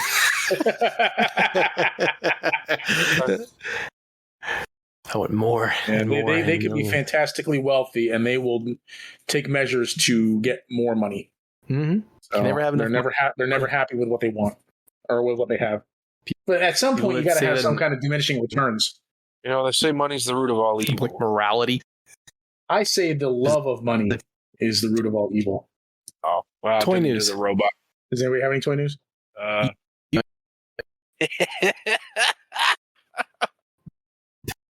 going to have to repeat that again, Jed. Jesus. For the man that's so tech savvy, you'd think he'd have a better internet than Dollar General. Well. Man's like, I'm going to make an $8 million company. Not with internet like that, you're not. Christ. Do you have any toy news, Levy? Shit, I don't know. I know Mafex put up for pre-order their next figures. Oh, yeah. Which is the Battle Damage Terminator from Terminator 2 and Battle Damage RoboCop. How do you feel about Battle Damaged figures? Like, does it not feel like a cheap way to just milk you? Here's a figure, just less of it. Right? Like, I don't know. I'm not of that mind. I don't feel the need for Battle Damage figures. Like when I put a figure on my shelf, I want it to be like, in its best condition. You know what I mean? Right. Like not I mean like in toy condition, but I mean like the character itself in their best condition. Right. Like I don't want a beaten up Batman on my shelf. I want one who's his costume is like clean and like he's just going out for a patrol in the night, and like he's fresh and ready to go. Yeah. No, I completely agree. It's the same thing with like robots. Mm-hmm. Like it's cool to weather your Gundams. Yeah. But for me personally, I would rather build them fresh out of the box, do some panel lining, and have them nice, clean, and pristine. Actually, that might be an exception in my case because, like, not necessarily damage, just like I would like maybe some weathering on them, just showing that they've seen battle. One thing, but battle damage. Yeah, no, like battle damage, like scorch marks and holes and missing arms and shit. No, I don't need that shit. Just like paint here and there, or like like along the corners and edges and stuff like that. Yeah, and some minor dirt and scratches and stuff like that. But I don't need like big giant holes or bullet holes or missing arms and limbs and shit. I don't need that. Yeah.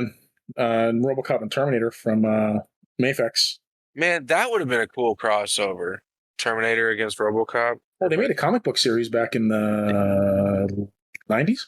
Yeah, from Dark Horse. That was pretty cool. Yep. It was actually pretty neat because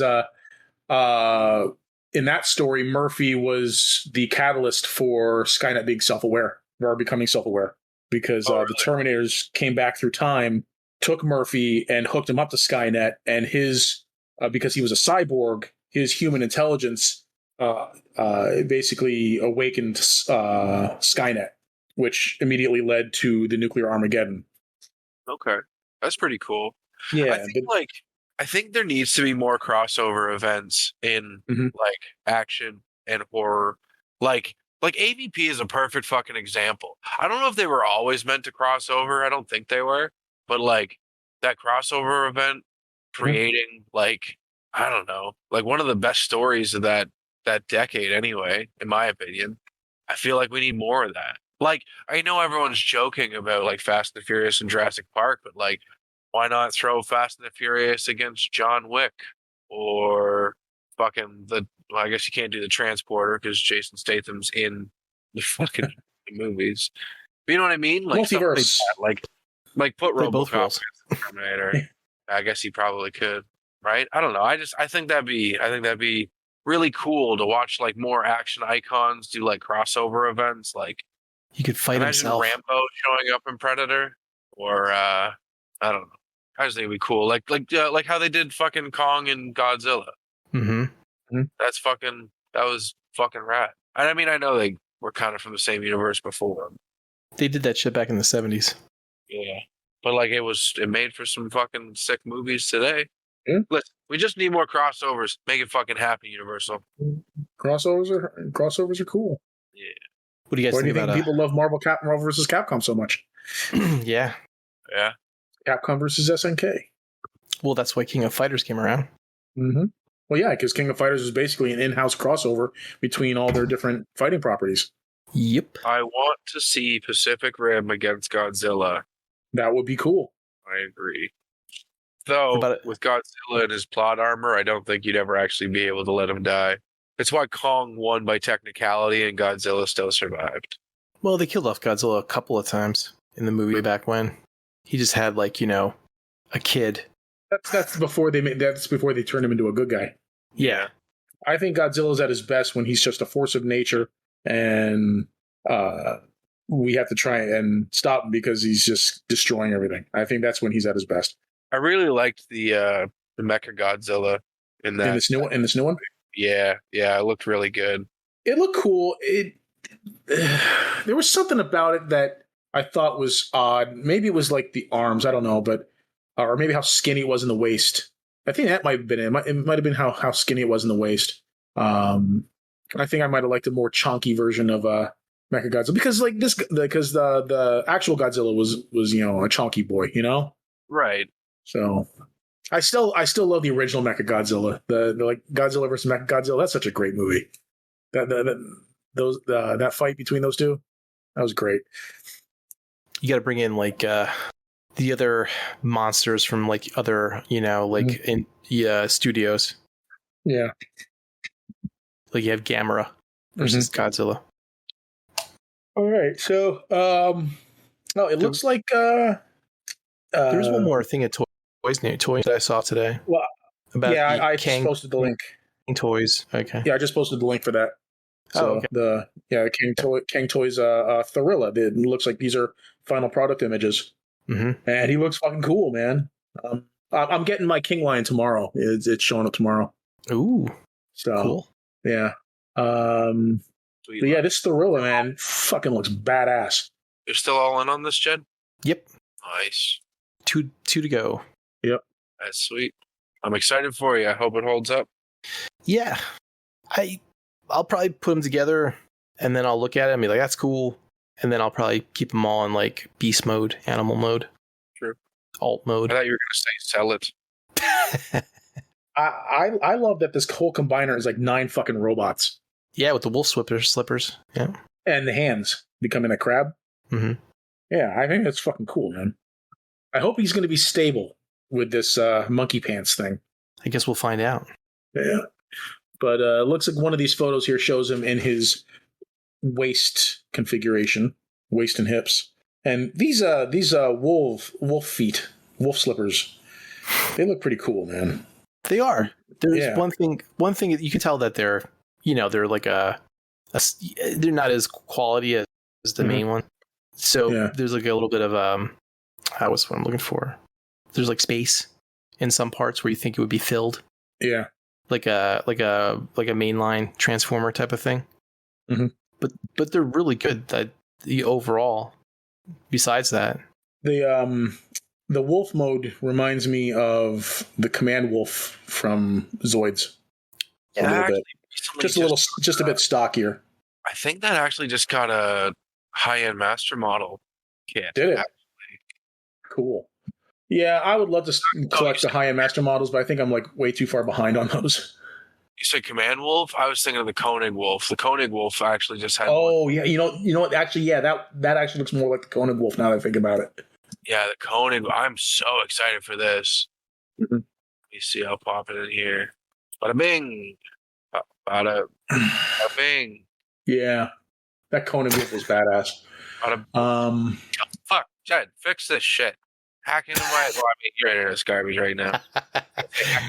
Make it better, but. I'm sorry, Tyler, you're breaking up. Do you say call in an airstrike? AC-130 inbound. This is taking forever. I don't even have dial-up. There we go. That's the Koenig Wolf, the high-end master model kit. Looking pretty mint. I am much excited. That's pretty cool.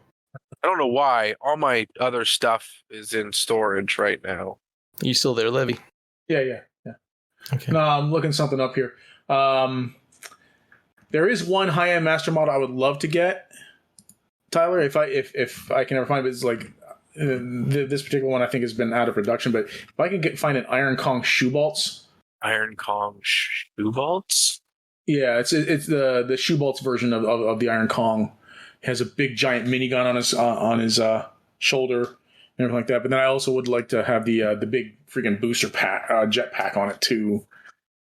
Freaking yeah! If I can find an Iron Kong high-end master model at a good price, because right now like they're getting like several $100s. But if they were to ever do like a reissue or something like that, I would snatch one up. What's that? Yeah, Schwartz. The USA Gundam store has one for $140. Oh yeah. Hang on a sec. Yeah, and they're actually pretty reputable too. I just posted it in the Discord there. It's currently 3% off. Think of the savings. Oh, it's a pre-order item. When's the release date? Oh, is it on pre-order? Yeah. It is on pre-order. Oh, look at that.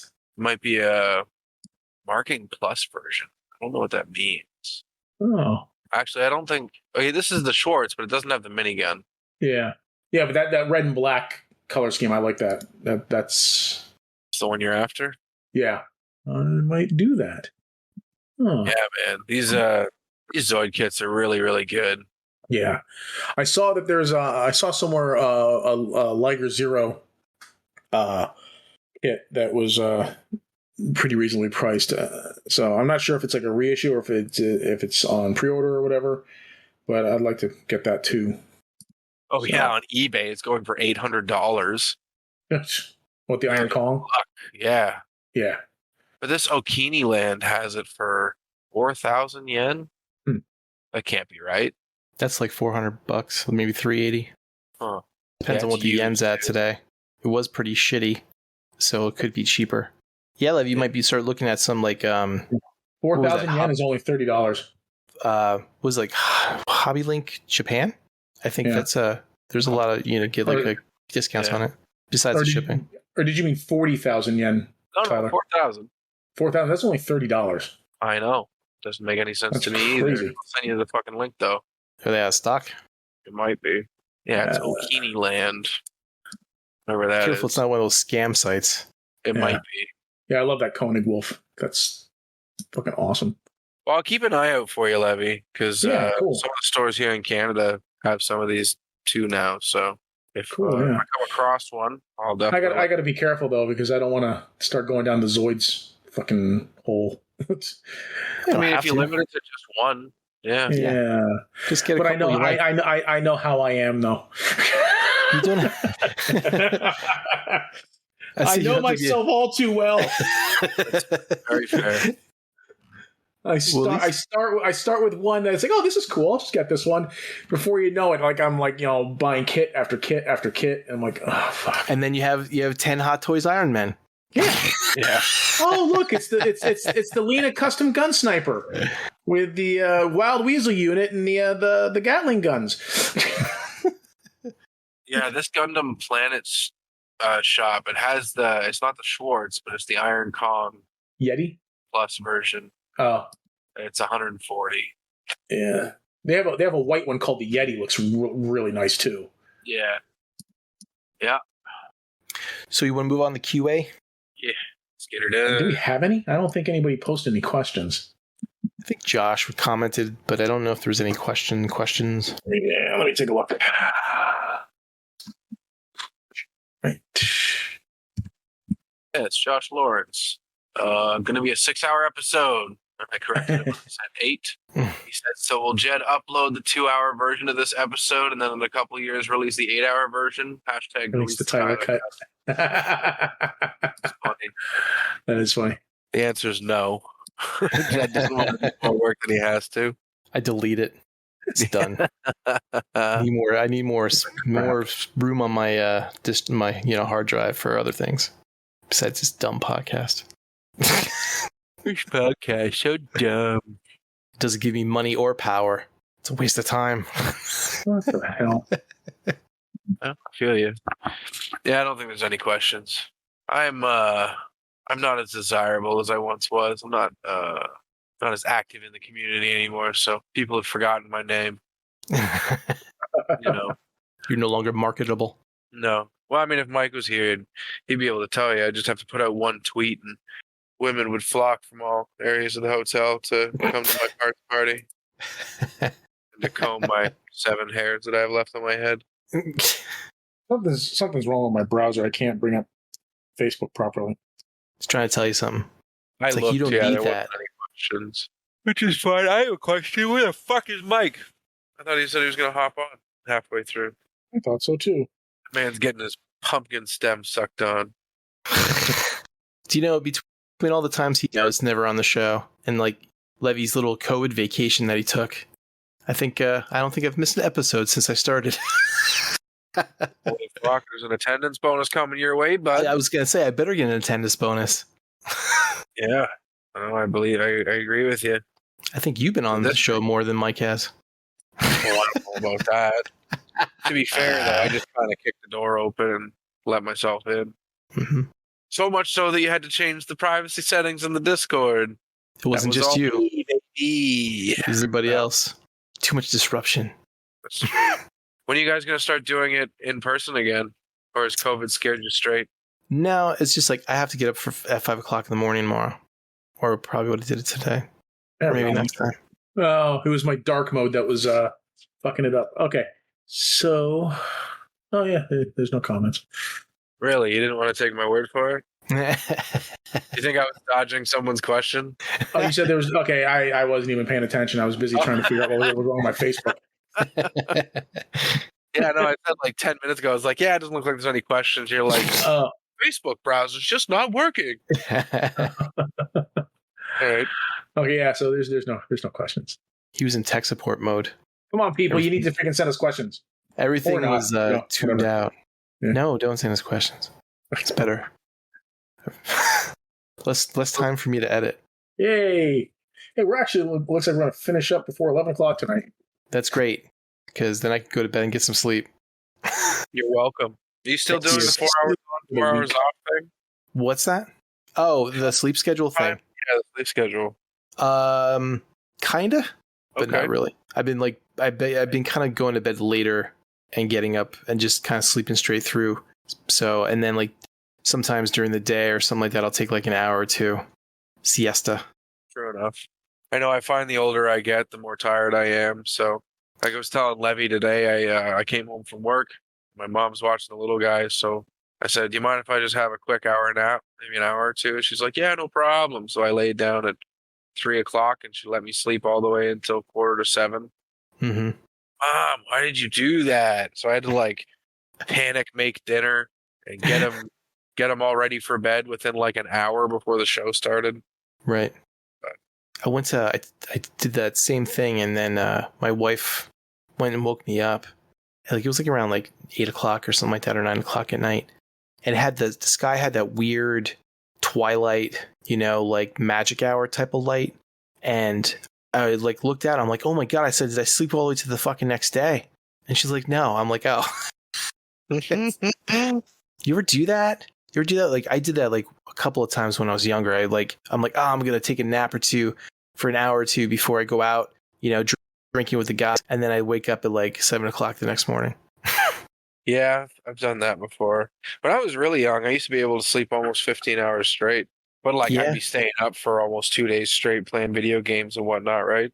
Yeah, that's how I was too. I would do like a 12-hour, slumber. I miss those days. There's a fucking question. What's the longest you guys have stayed up gaming? Ooh, that's a good question. Oh, when I was younger, I would stay up for like a day straight. Like a full 24 hours? Yeah, probably. All right, so I posted a screenshot of my Facebook feed in chat. This is why you will never convince me that these computers and technology are not listening to us. Why? Well, look at the screenshot. I was talking about how much I enjoyed Godzilla versus Mechagodzilla. Yeah, there's a 2. Now all of a sudden I'm seeing an ad from Mondo about the Big G is back, but so is the Big Metal G in the 1993 Toho classic Godzilla vs. Mechagodzilla 2. Yeah, man. They're coming for you. Jesus. Seriously. You want Terminators? This is how you get Terminators. No, this is good marketing. Pre-cog marketing. The Reddit stories on, not TikTok, like the Facebook Reels. So I follow the Reddit stories, and there was one about one of the most startling things you've ever done. And he's the one guy said, I downloaded my Google history and like cross-referenced all of the data with actual things that happened, and it's scary how fucking actually accurate it is. Also, it told me that it sold my information to Amazon and other retailers. Mm-hmm. Because I guess Google can just do that. Well, when you sell your user say data. I agree to these terms, and nobody reads those fucking terms. Yeah, you fucking sell all that shit goes fucking on the market. Yeah. There's I think it was a TED Talk or something like it, where they had like about how microtransaction and metadata, how you could basically track somebody like to the minute as to where they were or where they were going. That's kind of scary. But I mean, ultimately, I'm gonna die before any part of the world really goes into a shitstorm. So I mean, if you're doing illegal things, then yes.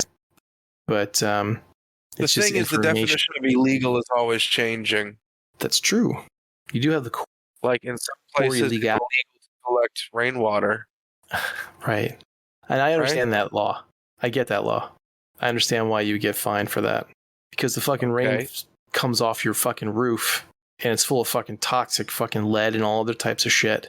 So they're doing that so that you don't fucking kill yourself or make other people sick. Oh, I never thought of it that way. Yeah, people should definitely do jail time over that. Is it jail? I don't think it's jail time. I think they just cut your hand off and that's it. They move on their business. Oh, okay. Punishment matches the crime, for sure. Well, I don't know about you, but when you were a kid or not, did you ever drink out of a garden hose? Yeah. Like all those were like full fucking lead back in the day. Yeah. So, and I'm fine. Yeah, I also rode the truck without a seatbelt in the back. Yeah. But you know what? There's a bunch of other kids either fucking died from it or they fucking got their head crushed in because they hit a bump or something like that. So yeah, they fucking pussies. Right. Goddamn liberal children dying from drinking out of the hose and bumping their heads in the back of a truck. Weak millennials. Hey, goddamn millennials with their fucking computers. They think they're so smart. Did you read that article about quiet quitting? I did, actually. Are you a quiet quitter? Because I am. I think, yeah, I definitely, especially because like my job is unionized. I'm more focused on just keeping management accountable. But like I definitely don't do anything more than what's required of me. I don't do the above and beyond shit. And like I try and make sure other people don't feel the need to, because there is that like that what is it called? Fuck. It's like it's the pressure. Manufactured, no, not manufactured pressure. Either way, it's like a false pressure that they build, right? They make you believe that like you're under this strict deadline and you got to get this done and so and such and such. And it's like none of that's fucking true. Like just come in, do your job for 8 hours and go home. So there's also there was also the I don't know if you want to call it a myth or just the historic type of way people would work for, like if you worked at an hourly job and then like say you're a salary. Yeah. And once you go to salary, everyone's like, oh, well, you got to work as many hours during the week as you can. Salary, because that's what salary people do. They don't do like, 8 to 5 or 9 to 5. No. You have to work after hours. You have to work weekends. Yep. And I was like, where the fuck is that written? It's not written anywhere. It's just fucking bullshit that was passed down over time. Corpo mumbo jumbo. Mm-hmm. Someone said, like that's the America, that's the Canada that people are trying to get away from. You know what I mean? At the end of the day, you are just a hired gun.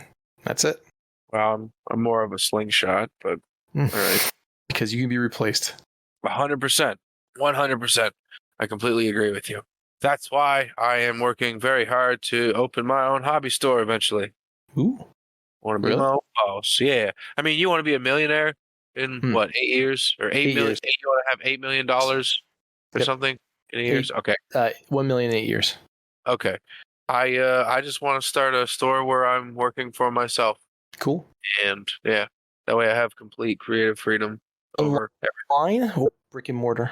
Probably brick and mortar. I mean, I'll have to do the online stuff too if I want to stay afloat, but one step at a time.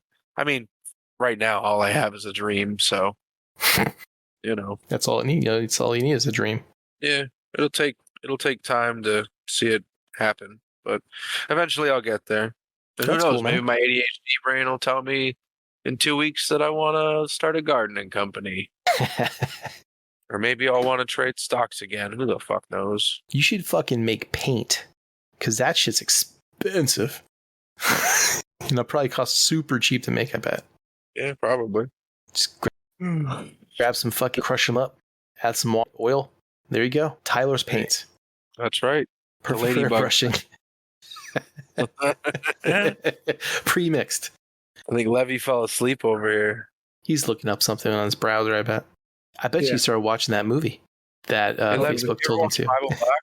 Oh, what was that, Tyler? You ever watch Bible Black?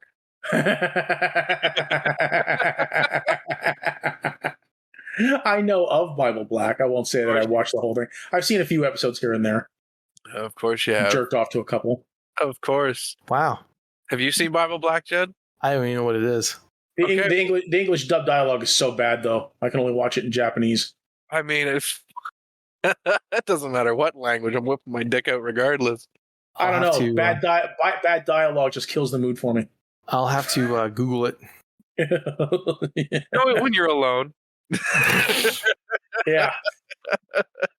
This isn't another one of those Dungeons and Dragon anime porns, is it? No. Okay. Not exactly. It's hentai. Oh. Yeah, if you ever want to see a woman give birth to a penis and then fuck somebody with it, Bible Black's your story. Wow. That's and on generally that note, I hit the nut button. Shall we close the show, gentlemen? Since then I can get some sleep. Excellent. Sure.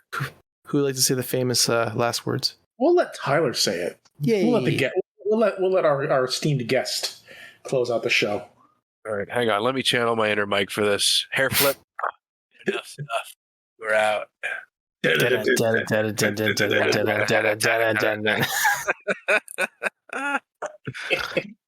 Fantastic.